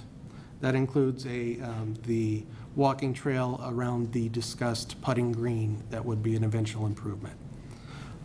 Just to kind of summarize staff concerns, there is no sidewalk access to Cass Avenue shown, so currently the entrance drive does not have any sidewalks. So when you are talking about a facility where people are asked or expected not to have cars, we'd expect some safety measures with sidewalks. There are opportunities for increased landscape features on the site in terms of the way the buildings are situated. The architectural elements, there are architectural elements that are not a part of the project that could soften the bulk of the building. The rooftop details, as I explained, they have not been provided to staff as of yet. And then I think another concern is just the overall building placement. The preliminary plat of subdivision, they are creating 5 lots. Lot 1 would be the existing hotel and conventions facility. Lot 2 would be the shared parking. Lot 3 would be the natatorium. Lot 4 would be the apartment building. And then they do have a Lot 5, which is the west parking lot. Currently indicated that it could be future development. We've done a comprehensive plan analysis. The B3 designates this area as private open space. The only development that they're proposing actually exists on already developed land, already developed parking lots. There are no changes that apply to the golf course. I think that was part of our text amendment. We wanted to make sure that any development was not infringing on the golf course and the green space that's there. And the applicant has revised plans to include replacement of the existing tennis courts with a walking trail putting green to increase usable open space. As a quick timeline overview, this project was first discussed at the Community Development Committee on January 21st. It was presented at the Economic Development Committee on March 2nd.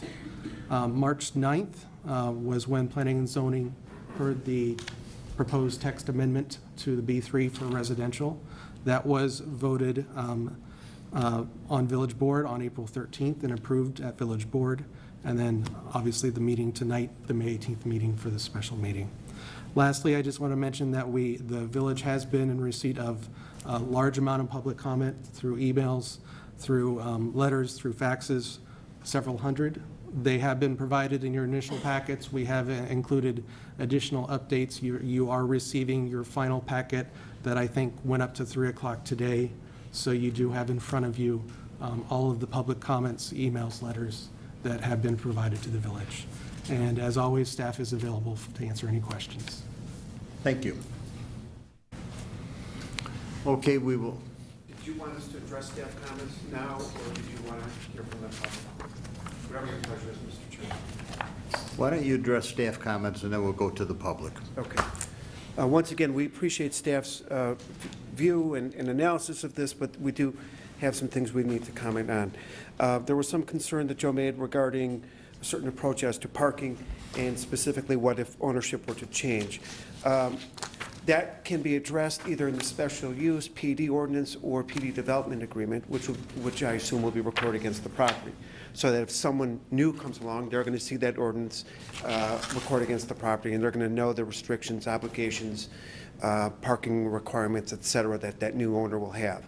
So that will be noticed to the world of the parking situation. With respect to the FAR, we look at this from a little different perspective. We look at the FAR to include the golf course, and when you include the golf course, the FAR is 0.13, which, as you know, is like minuscule. It's like nothing. The parking, going back to the parking for a second, I'm not sure if Joe mentioned, but in addition to shuttle, in addition to commitments from Athletico, in addition to a future commitment or letter that we'll get from the high school, there is also valet service that Mr. Abuna talked about for large events. For daily events, again, parking can be accommodated. With regards to the golf course, it is under our control and will remain under our control for the next 30 years. The special use standards are articulated in the packet. I'm not going to recite them because you see them, you've read them, but you know, as it pertains to safety issues, we have received no comments of concern from fire or police. They've seen these plans, and they have not provided us with any concerns related to issue. Similarly, the DuPage County Department of Transportation has looked through the traffic and parking plan. You know, one thing that I think we'd like to emphasize is that not all of the uses will be run at the same time, and I hope we made that clear in the submittal.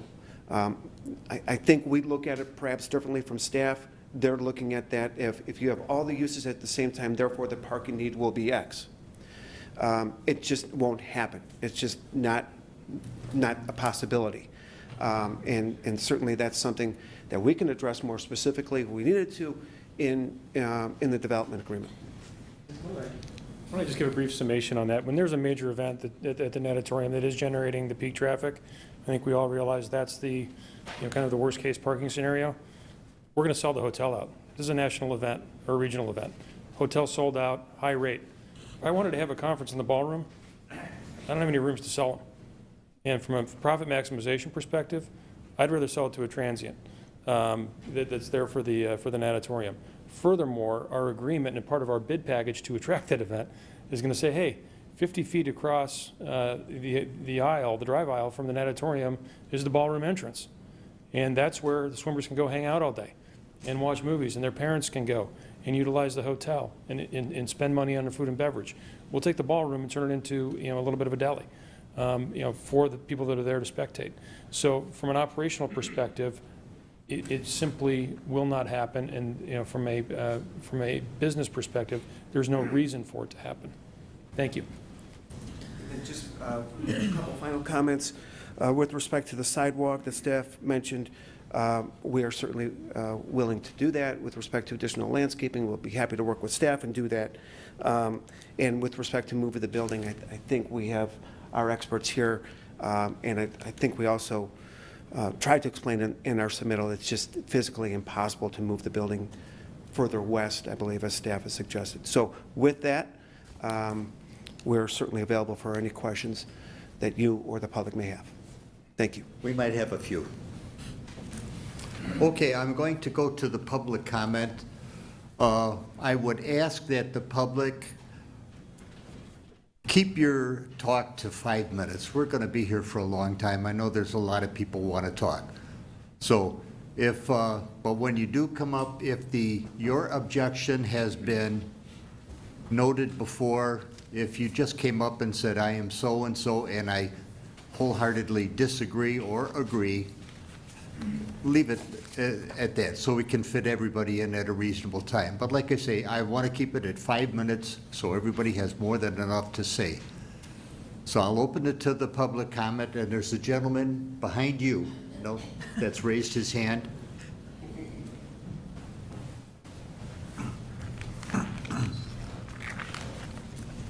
Hi, good evening. I'll keep it to well under 5 minutes. My name is Matt Johnson. I'm an Oakwood resident. Oh, I'm sorry. You know, I signed the other sheet. Do I need to sign this? I'm good? Okay. I'm the president of the Oakwood Homeowners Association, representing about 457 homes very near this proposal. I'm also a member of the CSD 201 Board of Education with the two schools very close again.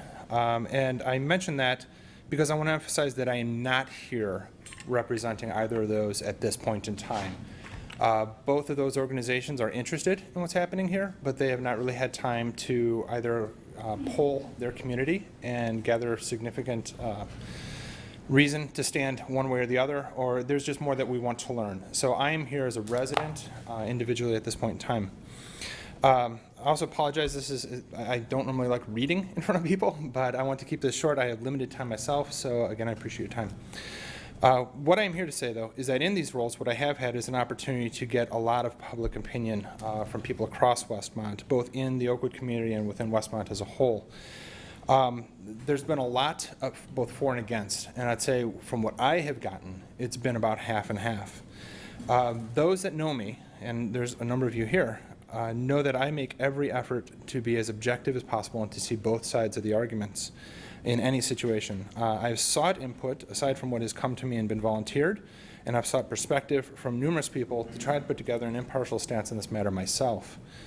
What I have found is that the overwhelming number of arguments made from a point of view objecting this proposal are, in fact, questions. What will this mean for police support? What will this mean for fire support? What will this mean for stormwater, et cetera? These are all the kinds of things that if there are adequate answers to them, they're not necessarily negatives. There are certainly things that have to be addressed, clearly, but they're not necessarily detractors from the proposal. The remaining points that have been made against it are largely opinion, things like it's too many apartments, things like that, to which I've gone back and I've said, well, what's the right number of apartments? And in no cases have I really gotten an answer. On the opposing side, the positives are fairly clear. It's a potential for increased tax revenues, benefiting numerous entities within Westmont, and resulting not just from the apartment complex, but the proposed draw that the natatorium is hoped to have, and the rejuvenation of the hotel. Improvements here mean more people coming to Westmont, and to say that we want Westmont to thrive, but we don't want to bring in money from outside is somewhat naive. At the end of the day, what I'm trying to do is to be objective, like I mentioned. I have to voice that net, from what I'm seeing and from what I have seen so far, and my personal opinion, is that I would be in favor of this proposal. It's not likely to make me popular here tonight, maybe, but as generally people speak out when they're opposed to something, but they remain quiet when they support it. So I did want to make sure there was a voice in support of this here tonight. I continue to be open to input on this matter. I am still interested in hearing what people might have to say to the contrary with this project. I don't know what I don't know, but I'm speaking out now from what I do know and from what's been shared with me, and it's fairly definitive. That said, I don't envy all of you here, sorry, for what you have to face. I know what it's like to have limited ability to tap into new resource streams, especially when you desperately need funding to make improvements that we want or need, and it's challenging when you have to face what could be a lucrative opportunity and make the decision between seizing that opportunity and not turning away from what you may have already committed to. You have valid reasons that have been presented here for not accepting the project, some of which are not at all in the minds of what most people came to me about. And so what you're considering is a little bit different than what I have been presented with. But you will have to weigh them against the pros that this project could generate for our village. I believe that the people of Westmont want our village to improve and to prosper. And I think we have to face the fact that it is unlikely that this will happen with some kind of miracle solution that is a solid win for everyone. Most of the changes that most people feel have been good for the village of late have run into significant opposition in the process. But in the end, we hope that they were the right decisions to make. Some people may have to compromise, and sadly, some people may have to lose. I don't take that lightly at all. Business construction on Pasquinelli impacted homeowners in the Oakwood community. And the village and people in the village said, you knew what was next door and what was likely to happen. When the lights went in on the football field, the village, and I don't mean village entity, I mean the people of the village of Westmont said, if you live along the high school, you have to expect that this can happen. It's not a nice thing to say. No one wants to say that to the people who live there, but those were both changes that most people would agree were for the better, even though it was hard for the people that lived next door. The community was clear in both those cases. You had to know what could happen when you moved in. It's not nice here, but it's not wrong. Most of the people here, like I said, would agree those were right. I just want to voice that I don't want to say that all the pros for this outweigh the things that you had to adhere to. You don't necessarily want to compromise what you stand for and what you've committed to. But that said, I think this is an extremely beneficial opportunity for Westmont, and I would like to voice that I would support it. So thank you for your time. Thank you.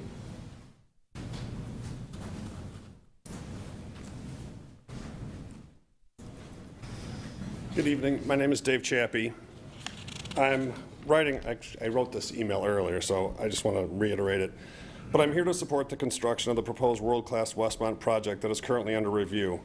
As a former Westmont resident for 11 years, currently residing in Hinsdale, and the parent of 2 high school swimmers who travel extensively for swim meets, it would be in the best interest of the village of Westmont and its residents to approve this project.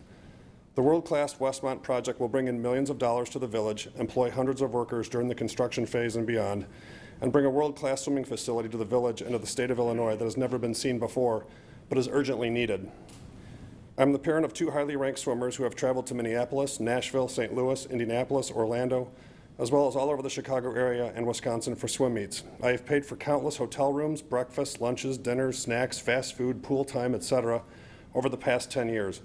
That revenue could be brought to Westmont because you have the opportunity to welcome thousands of age group, high school, college, masters, and nationally ranked swimmers, as well as water polo teams to the new facility who will need food, lodging, entertainment, etc. on a weekly basis. The boost to the Westmont economy will be envied by every other community in the state. In addition, the Illinois High School Association hosts its boys and girls state meets at New Trier High School and Evanston High School, and they alternate sites for both boys and girls swim meets or state meets every year. There are no other facilities that meet their requirements for hosting a state meet, so they have been reaping the rewards of hosting the 2 largest high school swim meets every year for the past few decades. More importantly, their facilities are outdated, small, and uncomfortable. And when you talk about 150 degrees in a swimming pool, I've been to it 100 times. It's horrible. Illinois is considered to be the 4th fastest swimming state in the country, and in this area alone, there are nationally ranked swimmers, former Olympians, and age group champions. Did you know the state of Illinois has to host the age group state meet at the Recplex in Wisconsin because of a lack of suitable facilities in Illinois? These meets should be held in Westmont. That can and should change with the new state-of-the-art facility in your own backyard.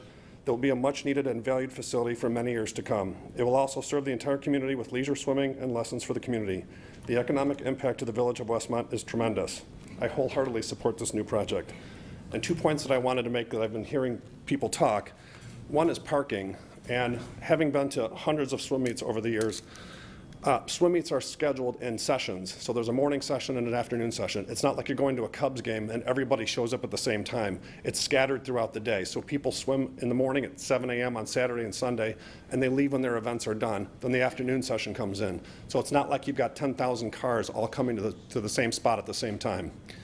The second thing I wanted to mention was, although I value everybody's opinion, when they said there was not a sense of community, I kind of disagreed with that because I lived in Westmont for years. My son played baseball for Little League for years, and I think there's a great sense of community in Westmont, and I appreciate all the people that live here, and I think we can just increase the value of that and bring people even more together and have a lot more fun in the years to come. Thank you. I have a question.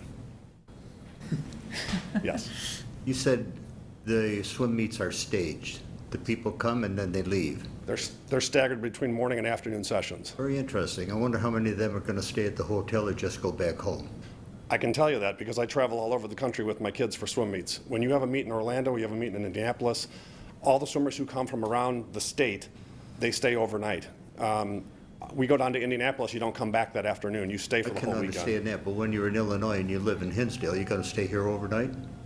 I might, because if my son makes the finals, I can either go home or I can stay overnight. It's actually a lot more fun to stay overnight because the kids get to sleep between sessions. So I've gone to swim meets at Stevenson High School where I bought a hotel room 5 seconds away from the pool because my son needed 2 hours of nap time instead of an hour of drive back and forth to the pool. So there's plenty of people within the state of Illinois. We have kids who swim from downstate. They're not going to go back that afternoon and come back the next morning. They're going to get a hotel room, and I guarantee you, you will sell out the hotel. Thank you. Thank you. Who will speak on this next? Please, if you would. Oh, I'm sorry, sir, I did. Oh, sorry. Okay. I'll get you next. Hello, everyone. I'm Adam King. I'm hopefully the youngest homeowner in Westmont. I began my search not long ago. I joined the community when I was 23, bought over in Newfield Manor, and yes, I have the best neighbors in the entire world. Everyone's really community-oriented, so thought I would throw that in there for the community people. I've been swimming for 16 years. I started when I was 5 years old, so all my life has been swimming. To and from hotels, going across the country. I swam at state meets. I swam in college. I did everything from eating at restaurants, eating ice cream, sleeping in, doing 2-hour naps here and there in between events. So I understand the benefits of having the pool in Westmont. The apartment complex would be another great choice for people like me who are young professionals that want to commute from the city to the burbs. You know, the shuttle service is a great option for us as millennials because we really don't want to have a car, and insurance is an expensive expense. The other thing is that when you're living downtown, millennials, we pay $300 a month just for parking. If we could divert that funds back into our living situation, it would grow insane. So, like I said, having the young professionals in the area would bring a lot more night activities such as going to restaurants downtown, bring more life into Westmont, and that's something that I was looking for when I moved to this city. So I really appreciate it, and I approve this measure. Thank you, sir.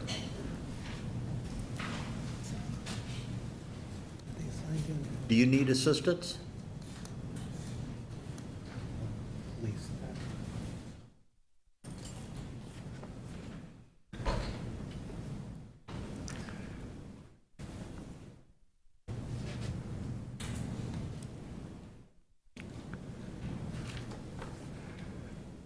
Good evening, Westmont Planning and Zoning Commissioners, and to all here or watching this meeting elsewhere. Your name, please, sir? Excuse me? Your name, please? It's coming right now. I apologize. No, that's all right. You didn't have this in front of you, so. My name is Al Carson. I serve as the president of the Westmont Chamber and Tourism Bureau. Tonight, I'm here to speak to the world-class Westmont project. Two essential core goals the Westmont Chamber of Commerce and Tourist Bureau actively support are promoting economic development throughout Westmont. And as you can imagine, in the last couple of years, we've had 2 Walgreens, Mariano's, and we're continuously looking for additional opportunities. We also promote tourism in Westmont. The Hilton Oakbrook Resort is an extremely critical part of both of these goals that I just mentioned. The Hilton is one of the largest businesses in Westmont, and thus, without doubt, is a major component of the economic engine that drives our community forward. In terms of tourism, the Hilton attracts tens of thousands of guests annually to visit Westmont. Thus, any and all discussions about the future of this property require our careful and thoughtful consideration on both the short-term and long-term success of the Hilton and the impact on the village and our Westmont business community. The Westmont Chamber clearly understands how enhancements to the Hilton property can have a positive on our community. We have the opportunity to create new jobs and attract more visitors. The swimming complex alone will help bring many visitors throughout the year, especially in the first quarter when hotel business is challenging.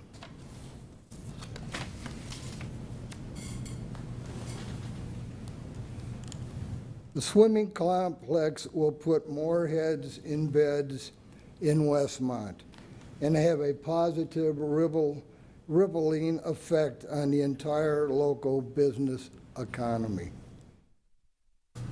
The Westmont Chamber also clearly understands that there are still questions to be discussed, evaluated for the overall project.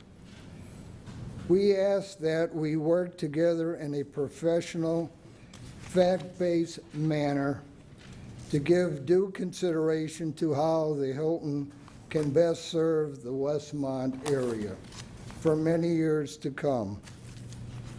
The success of the Hilton is in all our mutual best interests, so let us all keep that in mind. And I'd like to thank you again for the opportunity to express our overall support for the Hilton and the value and benefits that they create to the entire village of Westmont. Thank you. Thank you, sir. Who will speak next?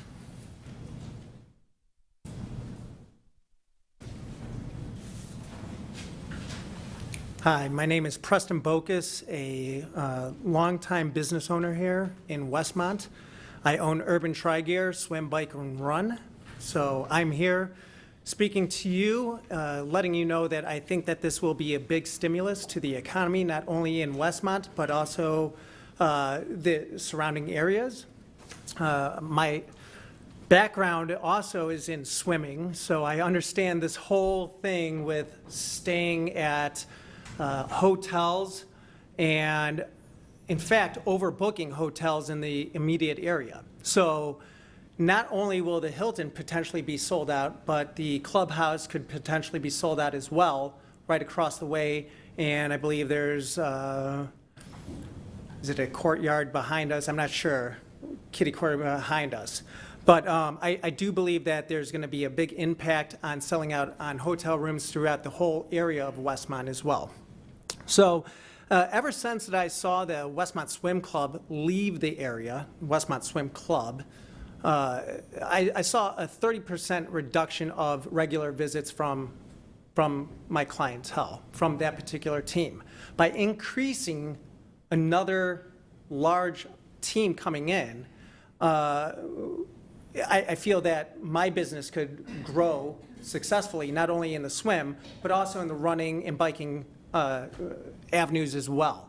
So sales tax revenue staying in Westmont. When I am going to different events, I do have to report my sales tax dollars and give those cities that money. So it's coming out of Westmont when I'm going to these other events. And I go to over 15 events a year. So that's money that's being sucked out of the sales tax revenue that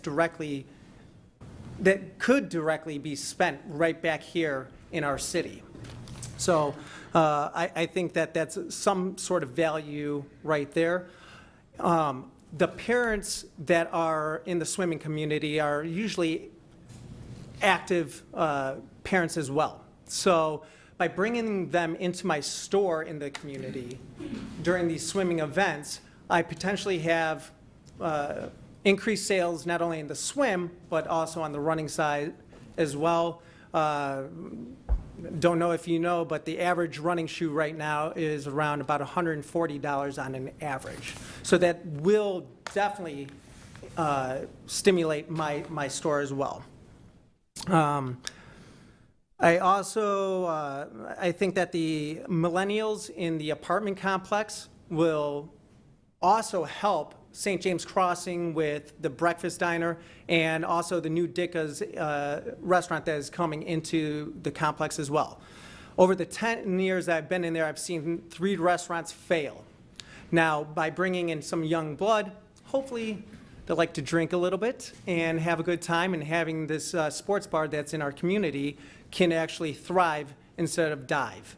So I feel that if we can continue the growth of the community with some younger blood, some active and healthy lifestyles, and some just new life to the community, I feel that we all can get along together. And I want to say that Westmont does have a strong community. I do recognize several people in this room and in the area that do come into my store. So I do think that there is a sense of a community already. So I just want to see an increase of that as well. Thank you. Thank you. Who will speak next on this issue?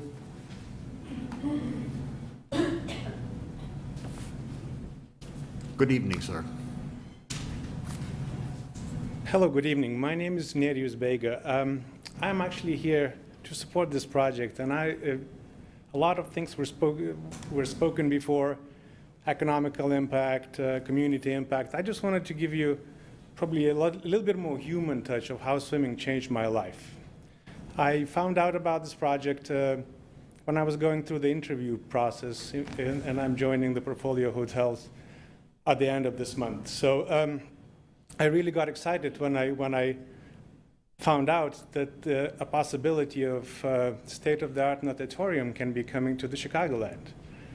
I started to swim when I was 5 years old, and I never stopped since.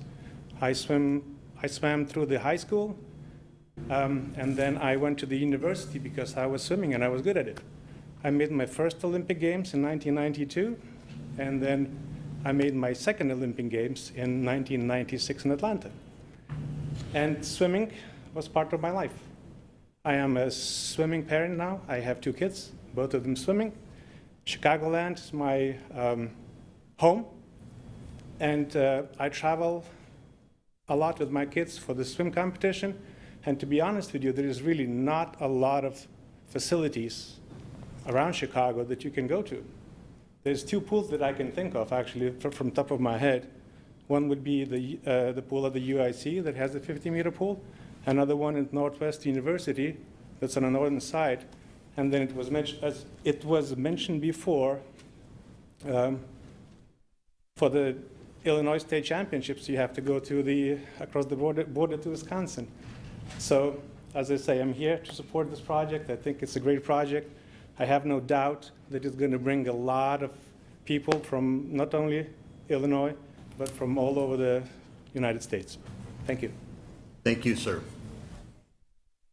Who will speak next? Oliver?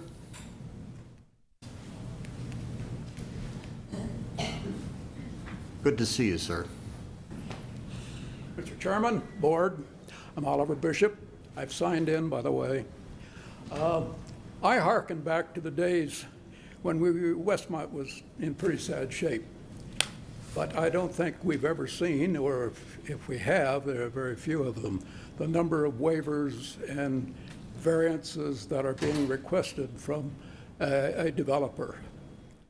I saw a lot of presentation of financial data on the screen when the presentation first started. Bakeries and barbecue huts sell their product by smell. I hope that none of us in Westmont are going to be entranced by the smell of money. I would like to have seen more slides on the environment. The first thing that comes to my mind of all these parking spaces vehicles, representing vehicles. They're going to be generating hydrocarbons.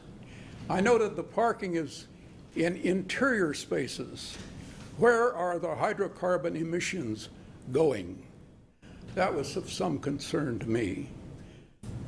I think, all in all, the project will have to stand on its merits.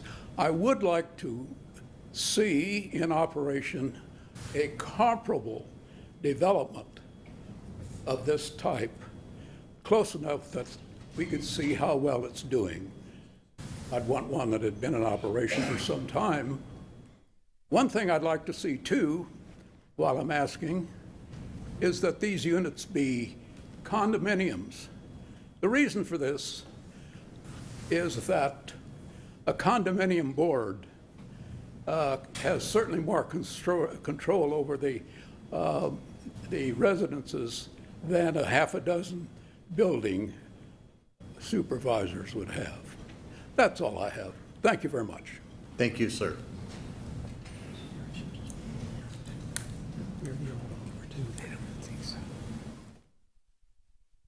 I haven't seen him for a while. I haven't seen him for a while. No. Me neither. Good evening. I have signed in. My name is Joe Hernsirk. I reside at 224 East Naperville Road, which is in the Northeast Acres, which is approximately 3/4 of a mile south of the hotel and the facility. I'm speaking as a private citizen, though I am a member of the Board of Fire and Police Commissioners. My concerns that, or not concerns, but I really more have questions, and some of which, quite a few of which have been answered tonight, but the questions that I have concerns about are, they're talking, there are going to be no children generated out of this development. Well, I can see, a certain amount of children, and looking at their traffic plan and that, I saw certain issues, such as discussion with some people who were in the transportation of children field, came up and said, you can have 20 kids in 10 buses.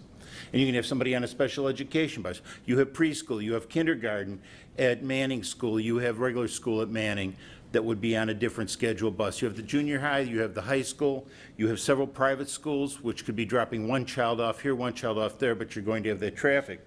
And in connection with that, the buses would be, people coming to swim meets and things like that. Where are you going to queue the buses? Another queuing issue that came to me is the parents taking children for swimming after school and swimming activities. Where are you going to queue those cars? And people waiting in the line to pick their kids up from the swimming lessons. It's just like school. I pick my grandchildren up at St. Mary Gaston School in Downers Grove, and there's, the parking lot is full of people queuing up to pick their children up from school. Neither of my grandchildren are into swimming into competitive swimming. They're both into swimming more, I would say, for their own recreation and for survival, as is required by scouting when you're involved in water activities. So we aren't really going to be probably participating from that aspect.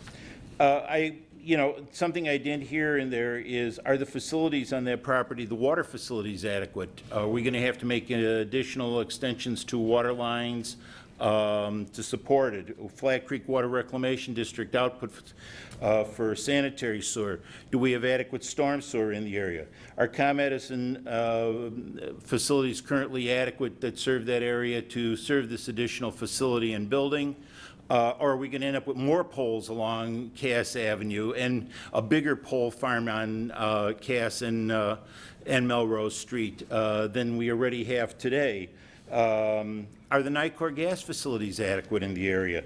These are the things, that raise concern to me. And then, of course, I always love hearing the world class. And they talk about high-class finishes. Of course, I consider high-class finishes Villeroy Bach, Hansgrohe, Kohler, marble, granite, silestone, things like that. High-efficiency lighting, LED lighting, very energy-efficient building, very energy-efficient construction. I can tell you that the meaning of world-class from one place to another is quite interesting. In a couple hundred miles in Europe, I've seen a way different definition between world-class in point A and world-class in point B. So really need to know what is world-class, and And the swimming facility, I see that now that the term they were actually referring to is to the natatorium itself, which looks like it's going to be a very nice facility. Overall, from what I've seen, it is a quite attractive opportunity for the village to consider, and to consider within what we need to properly ensure that the facility works in an effective manner. And with that, that's my comments. I have a copy for the village and one for the developer of my comments and questions, which I think you already have by email. Thank you, sir. You're welcome. Thank you. Who will speak next?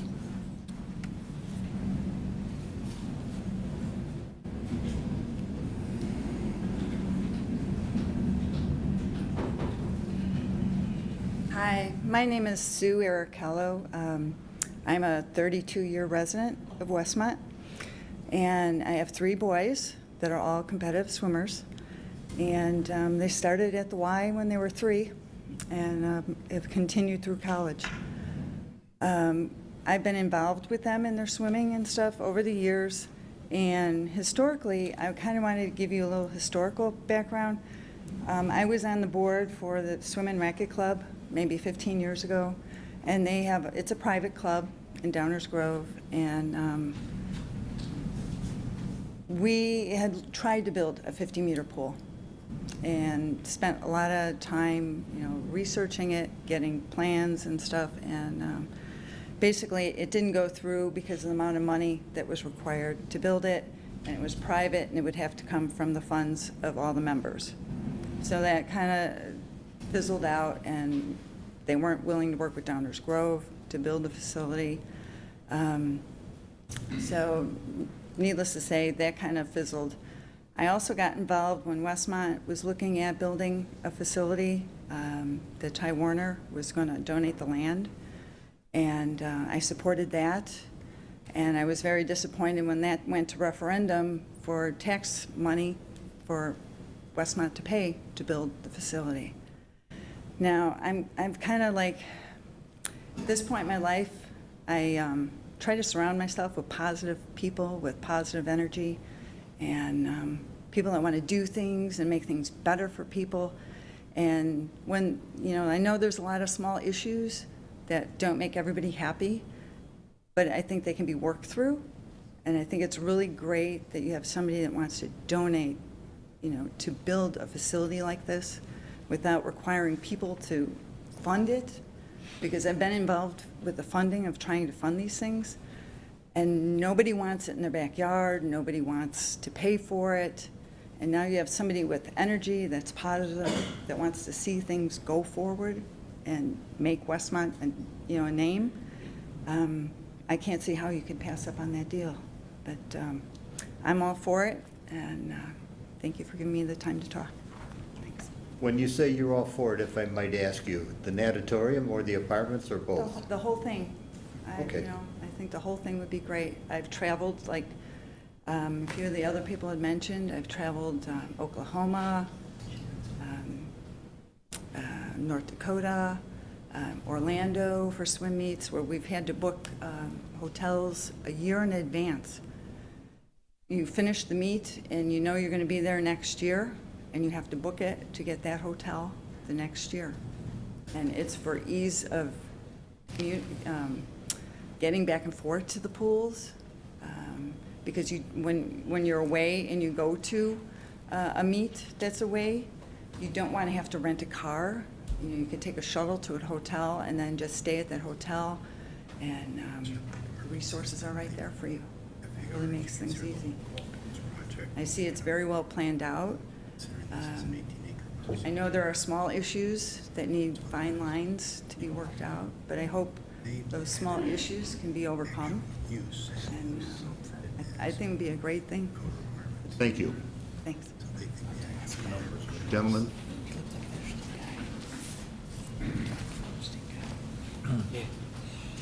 Thank you. And thank you for allowing me the opportunity to speak this evening. For the record, my name is Kevin Gallagher. I live at 128 South Birchwood in Naperville. I'm an attorney living in Naperville, and I represent the Oak Brook Hills Homeowners Association Board of Directors. There are individual homeowners that have retained the service of an attorney, and their attorney will speak for them, but I speak for the Homeowners Association. I wanted to give you a little bit about my background because I'm not just some attorney who somebody looked up and said, hey, maybe this guy can handle this. I actually grew up 10 blocks from this village. I was born and raised in the area. My mother and father still live there. I played baseball in the Westmont parks. My children, several of my children attended Holy Trinity School, so I understand Westmont, and I understand the issues that you're addressing here. And I think, I just want you to know that so that you don't think that I'm some guy who doesn't understand. I've been involved in real estate, zoning, development, land use, legally and politically for over 20 years. So there are very few issues that I have not heard. There's very few arguments for and against that I haven't heard. I want to congratulate the petitioner on the brilliant head fake that they've made here tonight. They spoke about needing to upgrade the hotel and needing to upgrade the golf course as if that's some type of significant undertaking. Hotels and golf courses are just like any other piece of real estate. They're like your home, they're like your office. They need to be updated every so often because the amenities that people are looking for change over time. The fixtures and the furnishings in there become outdated and need to be upgraded. And sometimes the hotel flag says, this hotel has looked a certain way for too long. So when we hear the discussion that, or the comments that over the last 16 years the revenues have decreased from the hotel, that's not because of anything that Westmont has done. That's just the natural course of transition in the hotel industry. New hotels get built that have different amenities, and it takes about 20 years for the hotel to say, you know what, it's time for us to upgrade and match what's being built today. So that's not any kind of significant investment that's being made. That's just part of the ownership process of a hotel. We're not here to debate the merits of swimming. We're not here to talk about office buildings or what could occur there, because if all of the things that were mentioned that could occur there were feasible, they would have happened already. We're here to talk about land use and what is an appropriate use for this piece of property.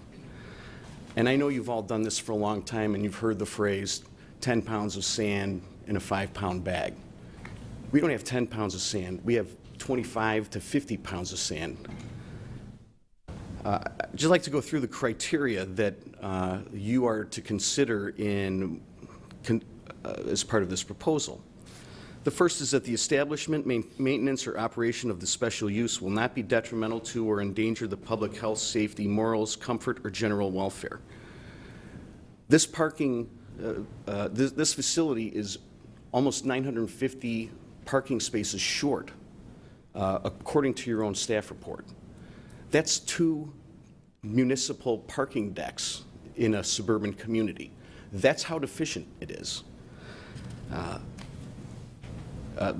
In the use of the apartment units, you know, Westmont has made a long-standing commitment to trying to reduce the number of apartment units. It's in your comprehensive plan. And now we're proposing more.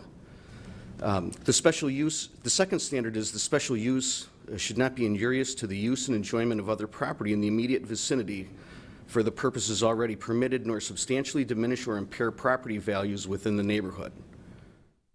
I would state with a high degree of confidence that this proposal would devastate the property values of the Oak Brook Hills Homeowners Association. There'll be overflow parking on their streets. The poorly designed parking lot with very poor traffic circulation will create access issues in and out of their properties. The third criteria is the establishment of the special use will not impede the normal and orderly development of surrounding property for the uses permitted in the district. The petitioner himself cites the limitation that he's going to put on his own building by building this proposal. He's not going to have weddings. He's not going to have conference rooms or conferences there. What's the purpose of this hotel if not to host those types of events? The fourth criteria is that the adequate utilities, access ways, drainage, and or other necessary facilities have been or are being provided. We have no idea what this proposed development will have on the wetlands that Oak Brook Hills Homeowners Association put in as part of their development. The fifth criteria is that adequate measures have been or will be taken to provide ingress and egress so designed as to minimize traffic congestion in the public streets. There are none. There's a nebulous reference to off-site parking. Supposedly they're going to park at Westmont High School because apparently high schools have no activities going on weekends, which is news to me since I've had high school children. I spent most of my weekends there. And their parking proposal is in direct contravention to your own parking ordinances. The sixth criteria is that the special use shall in all of the respects conform to the applicable regulations of the district in which it is located, except as such regulations may in each instance be modified by the village board pursuant to the recommendation of the Plan Commission. There isn't even consideration given to the Village of Westmont regulations in this proposal. They basically have taken every regulation and thrown it out the window. We looked at the Westmont staff report, and I'd like to highlight some of the things that were presented and comment on them. The purpose of the planned unit development district that they talked about is to encourage more creative design and development of land. This plan seeks to jam as many possible uses as anybody could consider onto one 18-acre site. The second criteria is to promote the variety in the physical development pattern in the village.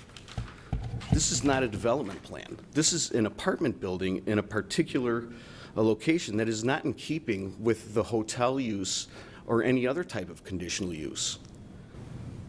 The third criteria is to concentrate open space in more usable areas or to preserve natural resources of the site.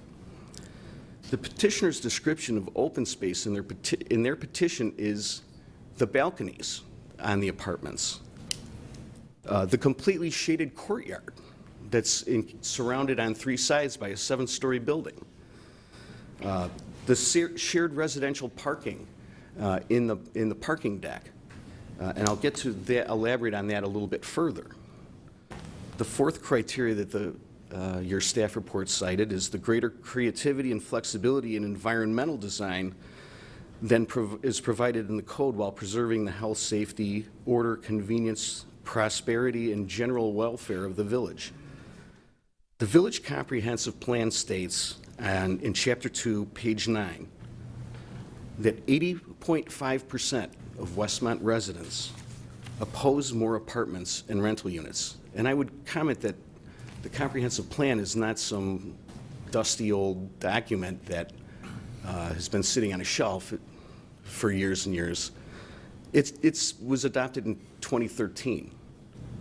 So I don't understand where this whole idea that apartment complexes are something that the Village of Westmont wants to pursue. I don't know where that comes from. And the fifth criteria is that the flexibility and development in land necessary to meet changes in technology and demand that will be in the best interest of and consistent with comprehensive plan.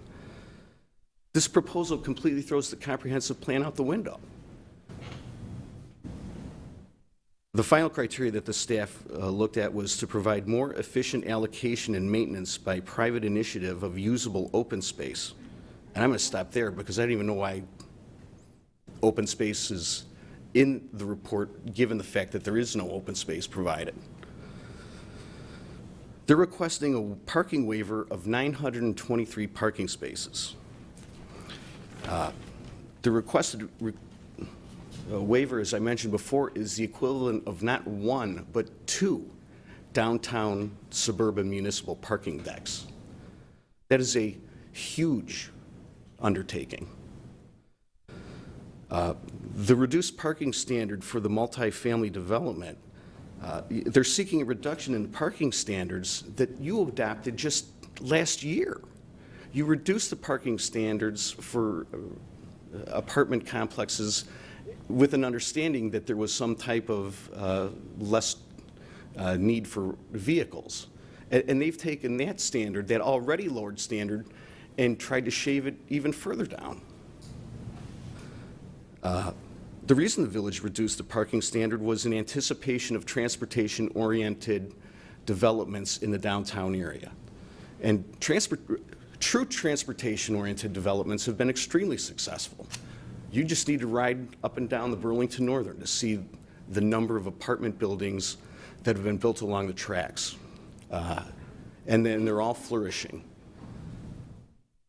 What you don't see is apartment buildings 2.5 miles away from the tracks and people getting on and off of shuttles. People want to live in a transportation-oriented development because of the walkability. They can get out, they can walk to downtown, they can enjoy the parks in the area, and they can get to the city of Chicago if they need to their places of employment. This proposal is not a transportation-oriented development, and I urge you, if you even question that, to Google it and find out what it's supposed to be, or go to Downers Grove and see what they've done, or go to Wheaton and see what they've done. This nebulous discussion about off-site parking, there's no agreement out there. Well, this is an empty parking lot, and maybe we can go there, and well, maybe we can use the high school. It's just something that's been thrown out there to try to make you feel better about the very serious problem without addressing the issue at all.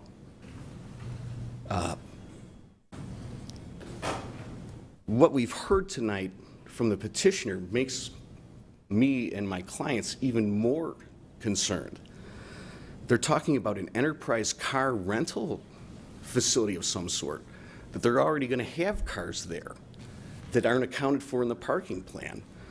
They're talking about a wine shop and a Starbucks, and the parking for those uses aren't included in the parking study. So while there's 923 spaces short right now, if they get this sort of pie in the sky, throw everything against the wall and see what Stick's proposal approved, they're going to be even farther behind in terms of the parking. The FAR request is almost double the current FAR on the site. And I would respectfully disagree with the method by which the staff has calculated the FAR, because the FAR is supposed to be calculated on a per lot basis, and the petitioner is actually asking to subdivide the property into 4 different lots. So I think that each lot should have the FAR calculated for the actual use that's on that property. I'm getting wrap up. No, 5 separate lots, not 4. I apologize. The FAR that's requested is 45% more than what is permitted in the zoning district. And I think we understand that the FAR could increase, and it has increased, in fact, in the village of Westmont, as high as 80%. But their proposal is 15% higher. Their proposal for the FAR is 15% higher than anything Westmont's done, and is higher than almost any other community in DuPage County. There are no landscaping features around the apartment. They've moved the parking up as close to the building as they can because they don't have enough room to put landscaping in. In reviewing your 2013 comprehensive plan, I can't cite every instance in which this violates your plan, but I'd like to highlight a few. Goal 3, Objective 5, that discusses residential areas. Ensure that all development includes adequate pedestrian infrastructure and open space. They're proposing a walking path around the parking lot to the putting green in the back of the hotel as their pedestrian walkway. I think that's absurd. Goal 1, Objective 2 of the residential areas portion says that it should ensure that the village does not experience overdevelopment on multifamily housing. Well, this clearly doesn't meet that objective. Goal 1, Objective 4, adopt standards that ensure housing is compatible with surrounding developments in terms of scale, setback, and massing. Goal 1, Objective 5, consistently administer and enforce residential regulations that include compliance with setbacks, maximum height, bulk, density, and other regulations. The petitioner submitted a market study conducted by CBRE, and we have Brian Barry from Cambridge Partners who will speak to the flaws in that report. They've also spoken about the parking in the issue, the parking issues, and we have Joe Regis from Robert Hamilton who will comment on that. And I would just like to make a couple comments on this whole notion of high-end apartment living. There was a discussion that millennials are going to be flocking to live in this location, paying rents in excess of $2,300 a month. I'm the father of millennial children, and I can tell you that my millennial children wanted to find the cheapest rent they could so that they could buy a house as soon as they could. They thought the notion of spending excessive amounts of rent at a young age was absurd. And because I have millennial children, I know a lot of other millennial children, and they all think exactly the same thing. They want to buy a house as soon as possible. In fact, the young man who spoke earlier who said that this would be a great idea for young millennials, in fact, purchased a house here in Westmont. My mother and father, who live still 10 blocks from here, who are in the demographic area for possibly living in there, have owned their house for 45 years. They're looking to downsize.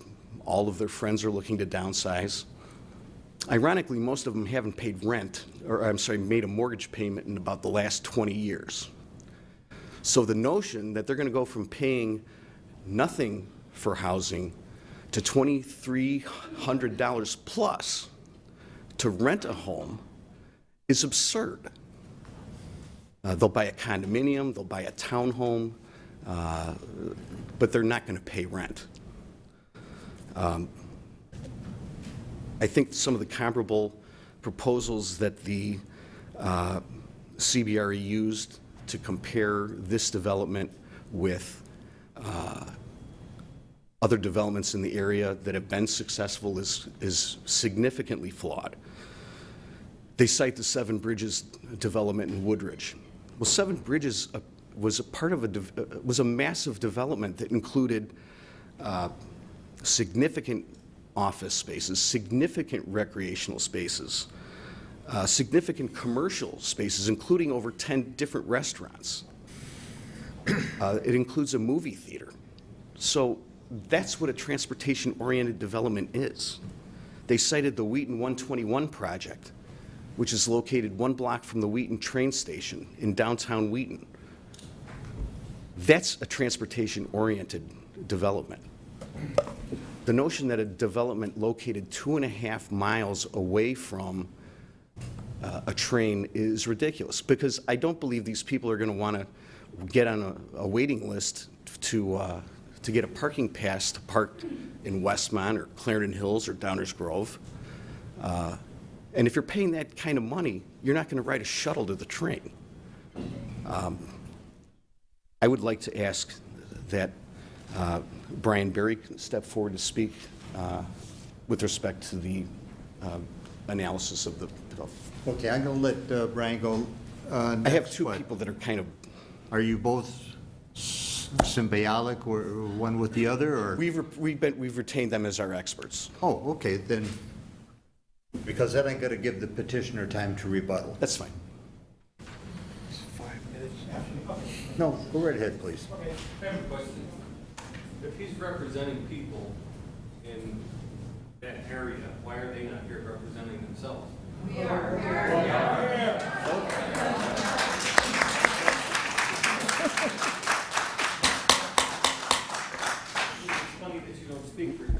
Okay, hey. Hey. I think in the interest of, Sir, in the interest of time. be quiet or I'll have you escorted, okay? I didn't call on you to speak. Be quiet. In the interest of time. Please, everybody, let's be civil. In the interest of time and trying to respect the Plan Commission, we tried to aggregate all of our comments into one. Okay, I have let you people speak 20 minutes so far, and you're going to have more because you represent a group of people. Individuals, I would still ask you to keep your 5 minutes. Please, sir, go ahead. Wonderful. My name is Brian Barry. I'm with a company called Cambridge Partners out of Palatine. We do valuation and management consulting. I'm in the real estate area and have been for 16 years. Conducted many market studies, hundreds of them nationwide. Oh, I'm sorry, microphone, sorry. Brian Barry from Cambridge Partners. We're out in Palatine. We're a valuation and management consulting firm. I'm in the real estate division and have been for 16 years. We provide market analysis, market studies for developers and for those providing equity and debt for real estate deals. I was asked to comment on some of the issues within the C.B. Richard Ellis study that was performed for this project. These are not directed at C.B. Rich Ellis, but more towards things that may need to be looked into more by the committee here. It doesn't have any direct fault on the report per se, although there are some calculations that may be needed to be readdressed. But I'm just going to go through some of the immediate concerns that we saw looking at the report. The major one, is, I'm sure as everybody sees here, is the location. Many assume that this will be a catalyst for change. And the way we see this is the location does not provide for any future expansion. It's somewhat of an island. There's no immediate area available for complementary or any type of subsequent use to the development. It's more of just this island for Hilton and the and an auditorium. Further, it kind of even makes itself more of an island when you remove the automobiles from people that are coming to visit. When people come to swim meets and their cars are miles away, that really restricts them to purchasing items from Hilton itself and not the surrounding area. We also think the market rents that are proposed are quite high. Most of the newer high-end properties such as this, and it is a high-end property, it's a beautiful property, but they're mostly in central business districts, in established downtowns, or are transit-oriented developments adjacent to metro railroad lines or interstate highways. The subject is 2.5 miles away from metro, and you will need to have Uber or a shuttle service to get to the train. The proposed rents are at about $2.75 per square foot, which is very high considering that downtown Chicago is $3 a square foot on average for very high-end use. And this is not in downtown Chicago.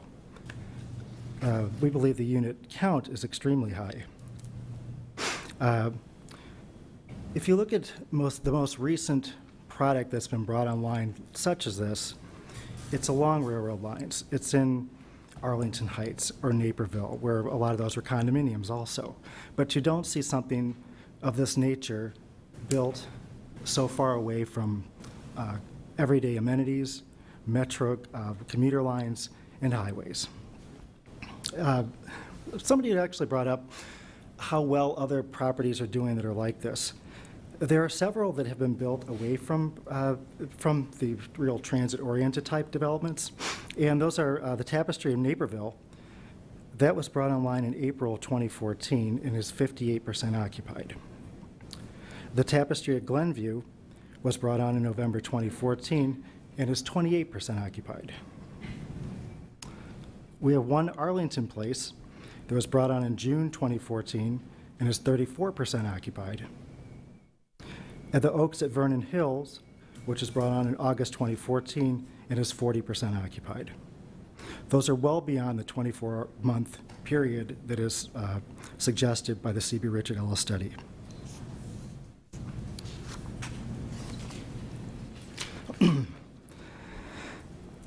The next point has to do with utilities and roadway infrastructure. We're not certain, it's not presented in the report, whether there will be any type of impact fees from the village itself, and whether people within that area surrounding or outside the proposed use will have to pay any type of special assessments. The 12,000 square feet of retail space that's proposed, it's not well supported. The tenant types are not specifically listed, and the rents are not well supported as well. Somebody had mentioned a Starbucks. I have not seen a Starbucks that's in a island-type location like this, that generally along very well-traveled retail corridors or within grocery stores or Target stores. They look to have volume going by them. This will not have volume. I would suggest that those who have read the CBRE report look to see at the demand and how that's calculated and what the capture rate is, because it does not appear to be what it should be. And perhaps somebody should question those who authored the report to further explain how the number was calculated and what that number means. The current observable market trends are for transit-oriented development. As somebody mentioned here, the millennials, they want to be near the railroad tracks, to go downtown and have fun, or be downtown and be on top of fun. You know, they don't want to have to wait for an Uber to take them to the train, to ride the train downtown Chicago or to nearby areas. They want immediate. I have a millennial who lives downtown right now, and I get her texts at all hours and understand them quite well. It's an immediate gratification, and it's not one that has you waiting in a removed location waiting for an Uber. I'm very pro swimming. I love the idea of an auditorium. I've been a swimmer all my life as well. I've been a triathlete for 25 years. Just last summer and the summer before, I've competed in triathlons with my daughter, who is also a competitive swimmer. She has 4 varsity letters in swimming. I've been to many meets. I find it very, very unreal that you would not have adequate parking for the people visiting those events. Traffic is immense at those events. Not only do you have parents, you have grandparents, friends. You have to have parking, and it really should be on site. To have it removed and down the way further makes Hilton and this proposed development an island, and that restricts the flow of those who want to go out and spend money to spending it down the corridor within the Hilton. They can't readily get to their car and go to Subway. I would really question the entire idea of not having adequate parking. Another issue is that I just thought of here tonight when somebody was talking about bringing national events here. I question the likeliness of being awarded a national event. I've worked with developers who have put in tracks for NASCAR and NHRA. Parking has always been an issue. And when they look at the site or the facility, it's not just how smooth the track is. It's how can people set up for all that. To have people come in for vendors,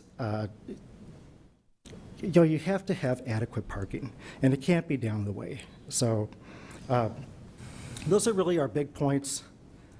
I really question some of the calculations, and I think that's something you should really look at. Thank you. Thank you very much.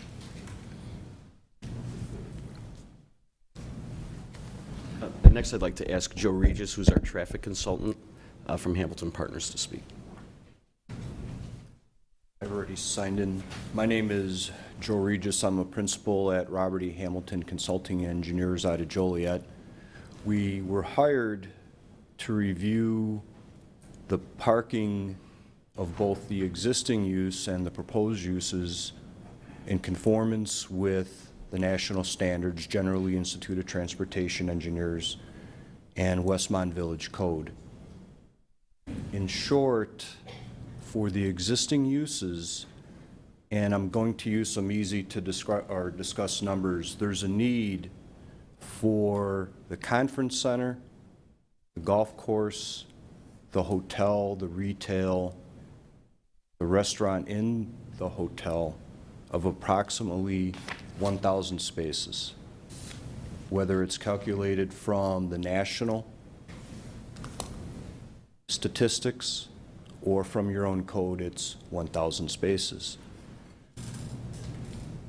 Whether there is calculations made by Westmont Village Code or the national statistics are used for the apartments, there's a need of approximately 400 to 500 spaces. The natatorium information is less available. There's not a good tight fit for that in your own village code. Village staff has calculated actually a higher number than I did. But let's leave the natatorium out of it for a bit.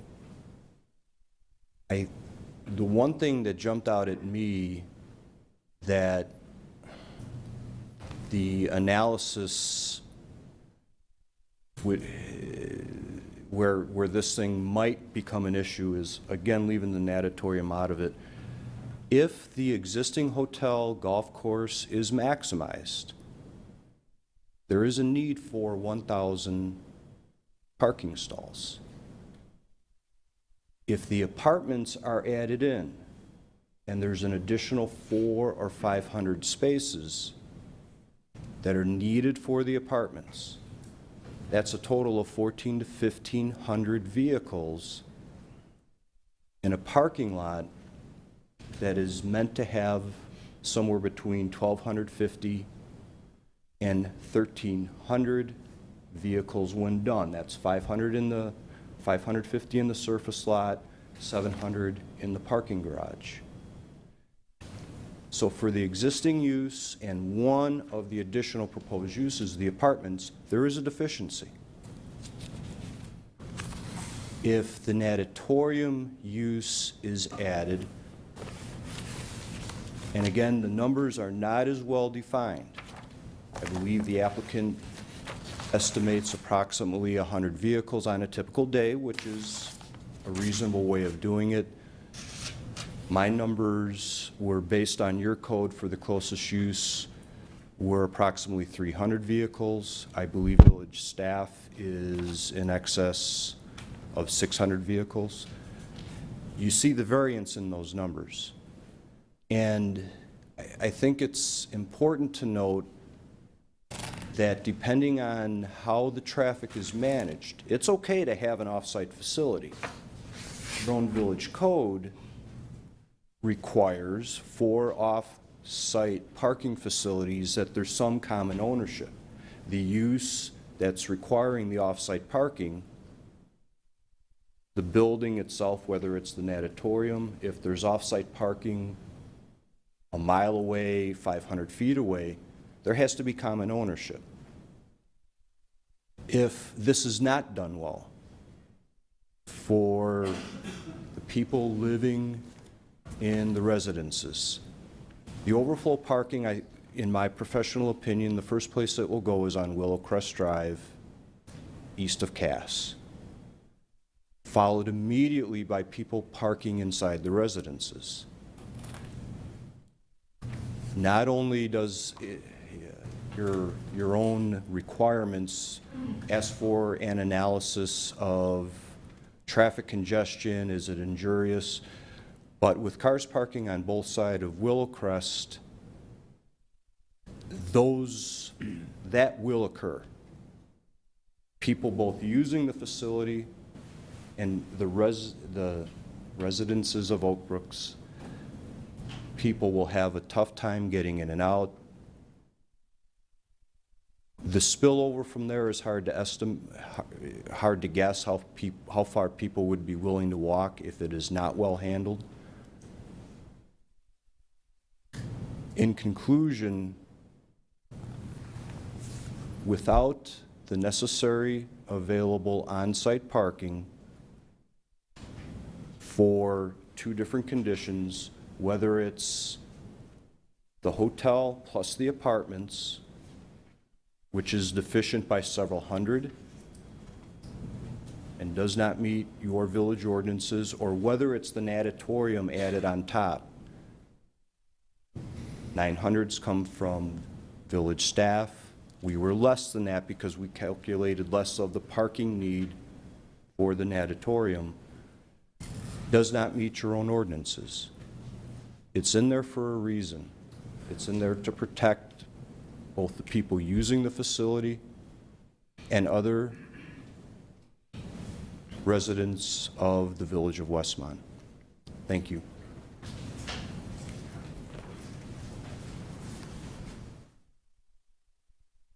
I have a copy of the traffic report, and I just wanted to submit it for the record.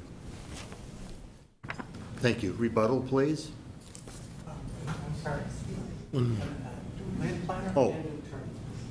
Well, you've got quite a crew here, don't you? Oh, yeah. Come on. Good evening, Mr. Chairman, Commission members. My name is Ken Rathje from Rathje Planning Services in Downers Grove. Prior to opening my consulting business 13 years ago, I was the Community Development Director for the Village of Downers Grove and staff to the Plan Commission and the Zoning Board of Appeals. During my tenure at the village, I have written reports similar to what the staff is of the same nature, sometimes petitions like this for over 1,450 petitions. During my tenure as a consultant, I have written several zoning ordinances for municipalities and have worked with hundreds of clients who have been bringing forth development petitions before villages. I was retained a couple days ago by Scott Day of the firm of Day, Robert, and Morrison on behalf of their clients Brian Butler and John Collawart, who were residents of the residences Oak Brook. They asked that I take a look at the staff report, the zoning ordinance comprehensive plan, and how it comports with the requirements, because they were wondering if there is something that they needed to be concerned about with this development and what that might be. Took a look at your comprehensive plan, and the first thing I noticed was that the subject property is shown as an open space. It's interesting that the residences are cut out and shown as residential, but the hotel itself is shown as open space.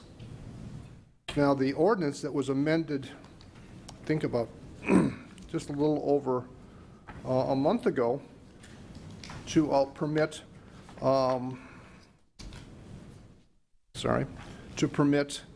residences in the zoning district. Under item C6, the last sentence, residential dwelling units are not permitted in any existing recreational or open space areas. Now, your comprehensive plan was done by a very reputable land planning group, Housel, Levine and Associates. My experience with them is they spend a lot of time, go to a lot of trouble to get the input from residents, board members, council members, and are very clear that what they prepare and what they present is what the host community is looking for. I don't believe that the designation of the hotel area with an open space land use pattern was by accident, nor do I believe that the ordinance that was amended a month ago had an exclusion that says residential dwellings are not permitted in any existing recreational or open space area. As that you are being asked to make a significant departure from your comprehensive plan, I think that some of the boilerplate language, which people tend to ignore in a zoning ordinance, needs to be given careful scrutiny. First page of your ordinance, section 2.1, purpose. The comprehensive amendment is adopted to the end that A, adequate natural light, pure air, privacy, convenience of access to property, and safety from fire, explosion, noxious fumes, panic, and other dangers may be secured. B, overcrowding of land may be prevented. C, undue concentration of population may be avoided. D, value of land and structures throughout the village may be conserved. E, congestion in the public streets and highways may be lessened or avoided. F, hazards to persons and damage to property resulting from the accumulation of runoff or stormwater may be lessened or avoided. G, aesthetic values throughout the village may be preserved and enhanced, and public health, safety, comfort, morals, and convenience and general welfare may otherwise be promoted. I think the gentlemen that preceded me have done a very good job, and I'm not going to repeat what they've said, of outlining many conflicts with this purpose statement. As you go forward and consider the possibility of this petition being given a recommendation, pro or con, to the village board, please go item by item through this, because you are making you're being asked to make a significant departure from what the amended ordinance talked about last month, or was adopted last month, and your comprehensive plan. The preceding gentleman certainly raised some very clear information concerning parking. I'll just add a couple of points about parking. I administered the zoning ordinance for 29 years for the village of Downers Grove. My experience extended over many, many buildings that were built simply under permit that weren't petitions before the Plan Commission or the Zoning Board of Appeals.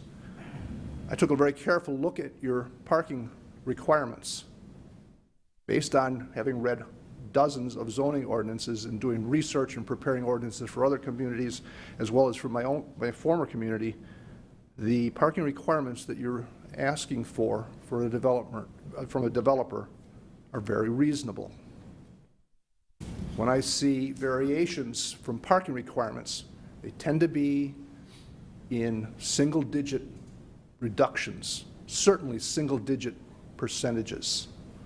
What I see here with a deficiency of 923, which may be a little bit different based on the update that staff made earlier, and a reduction of 42%, I worry. How in the world can the cumulative development function without imploding and having a deleterious effect on the values of the neighboring and surrounding properties? Mr. Gallagher talked about putting too many pounds of sand in the bag. You have a apartment complex that doesn't need to have a natatorium to function. You have a natatorium which could function in concert with the other recreational areas. But to put the two of them together just seems to be an overreach. Next, with respect to density. A development of 1.0 or above is not completely unreasonable in the DuPage County area, in the right locations, in concentrated downtown areas, or on sites that have the capacity to satisfy all of the requirements, including stormwater, adequate off-street parking on the development site. But when staff did their review on this thing, I think they missed the point. Density potential is like a level of currency. You have so much purchasing power.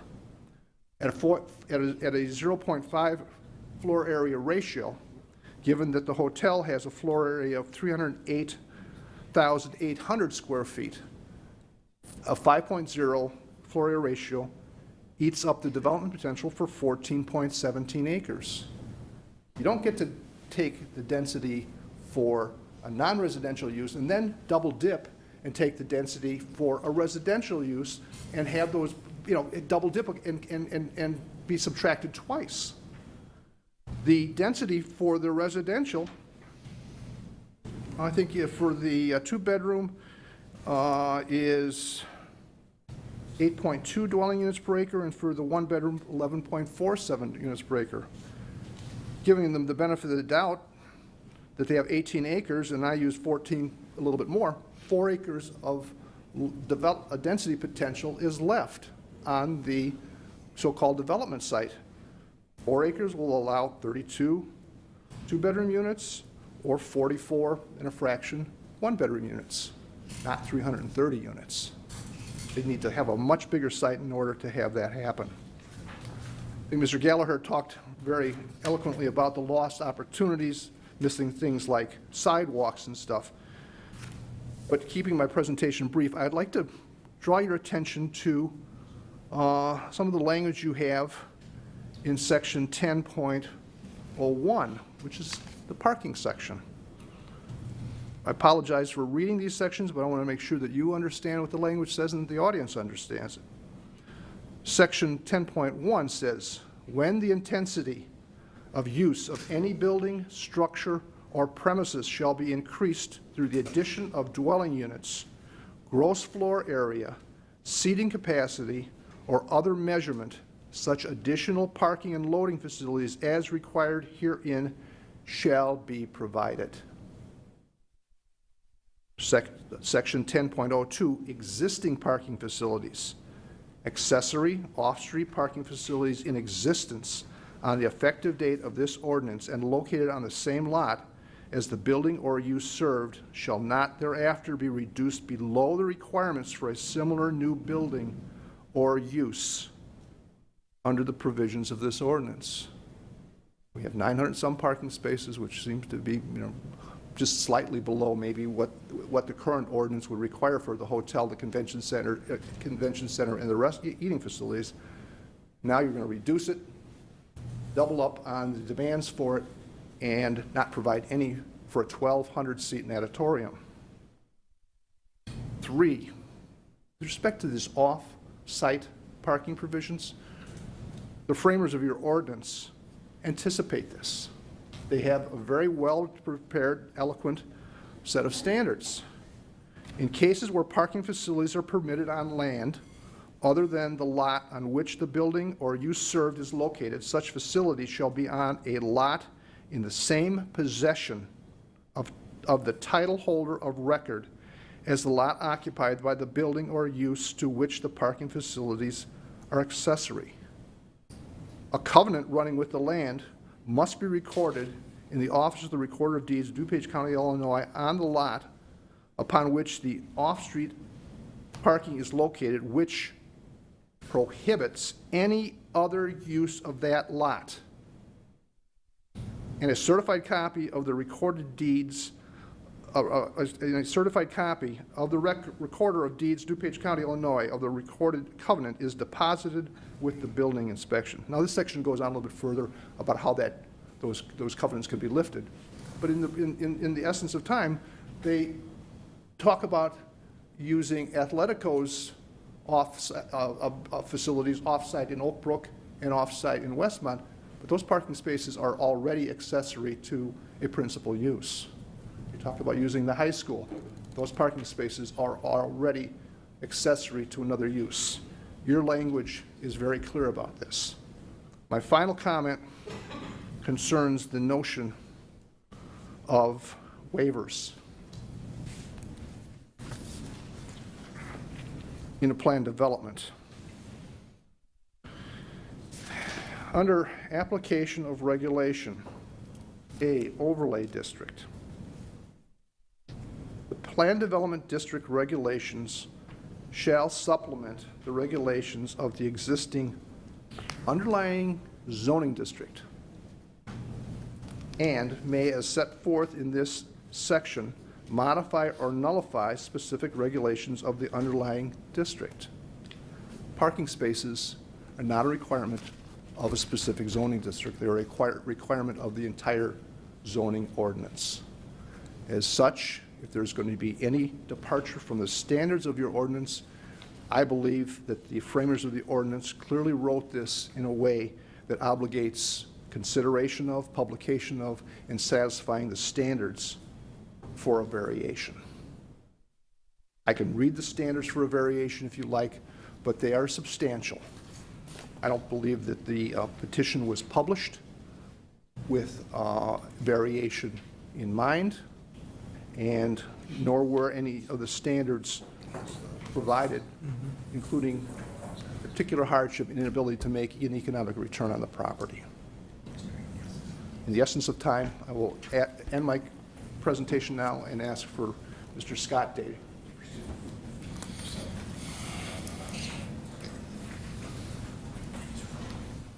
Good evening. We always promise to be brief. I will try. My name is Scott Day. I'm with the firm of Day, Robert, and Morrison. We are out of Naperville, Illinois. The address is 300 East 5th Avenue, Suite 365. If you please, sir. You'll get the mic pointed toward you a little bit more? I'll do my best. It's not a very long stem. I know. My clients are John Caluart and his associate, Brian Butler. I am also working on behalf of a number of the residents that are here this evening. They have signed a number of objector petitions. They've been turned into the village. I believe that they constitute the 20% of the adjacent land uses triggering the supermajority vote for this project. Both my clients, as well as the group that are here with me, object to the petition, ask that it be denied by the Plan Commission or recommended for rejection to the Village Board. I want to start with some numbers that came from Mr. Dumont. It was a very professional presentation. They did a very nice job on behalf of their request to the village. But let's look at the numbers and really look at the numbers as it relates to Westmont. He purchased the entire golf course, the hotel, and all of the property for $30 million. And the people sitting here invested on average $800,000 for the units not on the golf course and $1 million for the units on the golf course. 47 units, you've got over $40 million that are tied up in those projects. The numbers. That project over there has a greater value than the entire investment that you've got for the $30 million project of the golf course and the hotel. So in terms of the residents that have the bigger investment here, it's the group sitting over there that's got the bigger number coming in. And the question is, what does this project do to their property values? Now, in answering that question, the petitioner has told you, I've got a hotel that's not doing very well. I got a golf course that's kind of doing worse. We're not making any money. And we've got this beautiful facility that was produced back in the 1980s with a very nice looking hotel, beautifully landscaped property, and a golf course surrounding it. And what we're going to do to improve the hotel is we're going to block the view of the hotel from anybody on the street whatsoever. And the first thing anybody driving into the resort property will see is a 330,000 unit apartment building that is tall enough that it blocks the view of the hotel building itself. So what are they investing in this less than 3 acre parcel at the front end? I can tell you, you should have the answer to the question, how much money are they putting into that specific project? I will tell you, I just got approval in downtown Elmhurst for a 165-unit transportation-oriented development project by Opus, 6 stories with a parking deck, and the estimated construction cost is $45 million. That's half the size of this project. We're putting, I think your staff is going to learn this is an $80 million investment in a less than 3 acre parcel of property in this sea of value that is worth only $30 million. So what's driving this project is a apartment building. That's where the money's going. Follow the money. Now, everybody's talking about a natatorium. Everybody loves the natatorium. It's swimming, it's facilities. We can't find one anywhere in the state. If none of the park districts have built a natatorium, none of the school districts, the city of Chicago, all of the rich investors in the country cannot find a way to profitably run a natatorium, is it a market-driven use? And you've heard nothing from this petitioner regarding the economics of the natatorium. Are they giving it to the park district? Are they giving it to the village? Are they offering it for free to the residents of Westmont? I have no idea how this natatorium is just materializing. But what's driving this project is an apartment building. It's an apartment building that for 30-year history of the zoning in this district was prohibited. Somehow or other, contrary to the comprehensive plan that says you don't want any more rental, and you got 40% of your population in rental, and that 80% of your people don't want rental properties in the community, the village goes around and changes the zoning that's been in place for 30 years and introduces zoning for an apartment building. But we can't, even with the zoning for an apartment building, meet the performance codes of the city. You're deficient 923 parking spaces from your own standards after they crammed the apartment building into this site. The FAR is short 16 acres. Now, they'll tell you, don't worry about the FAR. We got the whole golf course for 30 years. I don't know what happens after 30 years. They've only got it for 30 years. And they're not offering you a restrictive covenant at the village that will forever prohibit development of the golf course. That's not in the offer. So if you've got B3 zoning that permits residential development and you've got a golf course that isn't necessarily successful, and you've got a hotel that's already in trouble and not likely to be helped by a big honking apartment building on the frontage, and that's another point. From a facts standpoint, we know that there isn't any evidence that a natatorium can work anywhere in the state of Illinois because nobody's done it. Show me a resort that in troubled times decided they're going to plop a 330-unit apartment building on the site, and suddenly the resort is now going to be profitable. That's going to fix the ills of the resort, having an apartment building there. It's just an unrealistic approach. Legally, we raise a concern over the language of your code. You are no longer a home rule community. And the deviations in your ordinance are very specific. Your ordinance allows a planned development to process deviations from the code as exceptions to the underlying zoning district. That's the express language of your code. The only deviations that you can use by way of exception are from the underlying zoning district. Your parking requirements are not in any of your zoning districts. They're in Article 10. There are no B3 parking requirements. So you can't deviate from the B3 parking requirements by an exception. This is a variation.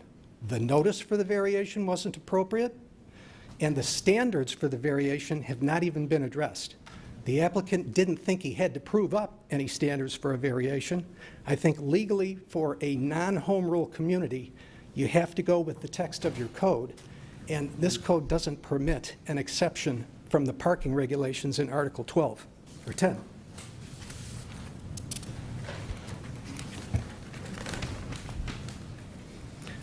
FAR. We discussed the fact that the FAR is way over the top. They are 16 acres deficient if you just focus on the entire 18 acres, which is already developed before this project comes in. What they're really doing that they can't do in the B3 district or couldn't do is a 3-acre parcel.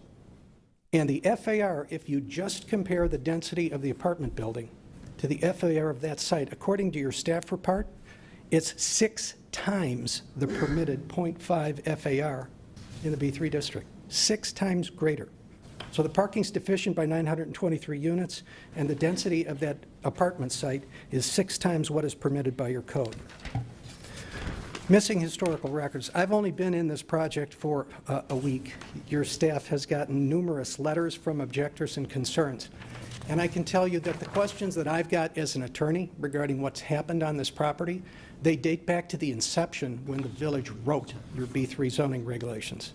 They date back to the inception when this farm was brought in by the Butler family, I believe pursuant to an annexation agreement, but I still don't have the records, and how the B3 zoning was originally created, because this is the only B3 district in your entire village. So I don't have any of the records yet regarding how this development originally occurred. And that will relate to the interrelationship between the golf course, this 18 acres, the open space, the non-open space where the stormwater detention is. I can't speak to any of that. Your staff report doesn't speak to any of that. I asked for these records a little over a week ago. The staff said, we currently don't have them, and it's going to take us a while to assemble them. I got them this afternoon at 4 o'clock. There's over 300 pages between the record, 300 documents, hundreds of pages collectively, between the original development of the overall golf course, inclusive of the townhome site, the redevelopment of the townhome site from the offices. It's interesting that the developer says, hey, I could put up 200,000 square foot office buildings. We got a 250,000 square foot office building vacant on Pasquinelli that he's going to use for parking because they can't find an occupant. And our site was rezoned away from offices because for the first 16 years of this development, you couldn't find an office developer. So the threat or suggestion that what is permitted on this site is much worse than the apartment building, that is at best advocacy. There is no truth in that in the marketplace. So I'm missing all of the records that cover the last 30 years as it relates to the property. I think they are relevant to the decisions that the village needs to make. Now, we got here because a 30-year history with respect to the zoning was changed over the recommendation of this Plan Commission. And if this project goes, the statute of limitations is 90 days for that decision in the amendment of the code. So an objector can file a lawsuit and challenge that as spot zoning up through 90 days from the date that ordinance has been passed and adopted. This particular transaction, when it goes to the village board, it should have a complete record. The documentation and the hundreds of pages that we received today, we're asking to have the opportunity to review that. Additionally, as it relates to valuation issues, your big question that I leave you with tonight, is the group that is sitting here that has made a $40 million investment in this particular neighborhood over the $30 million investment of the petitioner, you should have MAI appraiser testimony in the record that says that after you put in a 330-unit apartment building and intensity and density of over 100 units per acre, immediately adjacent to low-density attached single family, because that's what that is. You'll hear the density coefficient for that development in comparison to what's going right next door. You should have an MAI appraiser who is actually qualified to address this opinion, do a matched pair analysis. If you can find any location in metropolitan Chicagoland where an apartment complex like this was approved by a municipality immediately adjacent to comparable density residential, then you'll have evidence that it either did or did not impact the value of those homes. If you perceive, just by your common sense, that their homes might diminish by 10% in value, with a $40 million investment, you're talking about a $4 million loss to the bigger investors in this particular project. And the village should have that information before they pass judgment on this project, because that's the question that's before the village. Everybody'd be happy with a natatorium, even though nobody has a clue as to the economics or how this will work.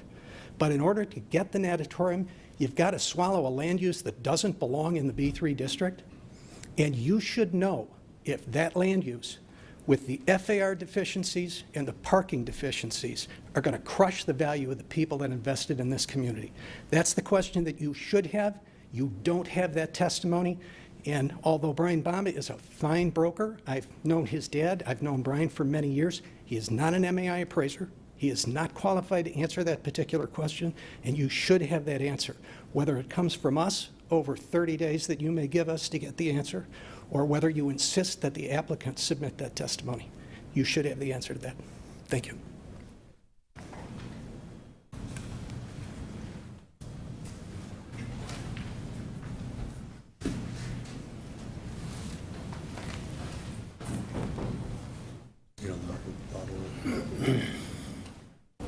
Petitioner, would you care to rebuttal? The way we're going to work this now, these gentlemen have raised a whole series of questions, so while they're fresh, I'm going to have you rebuttal them. When we go to the rest of the public, we'll hear the entire public comment from all the persons, and then you can rebuttal them, make a synopsis of their questions, and then answer them. Understood, Mr. Chairman. If we could take a 5-minute comfort break, I would appreciate it.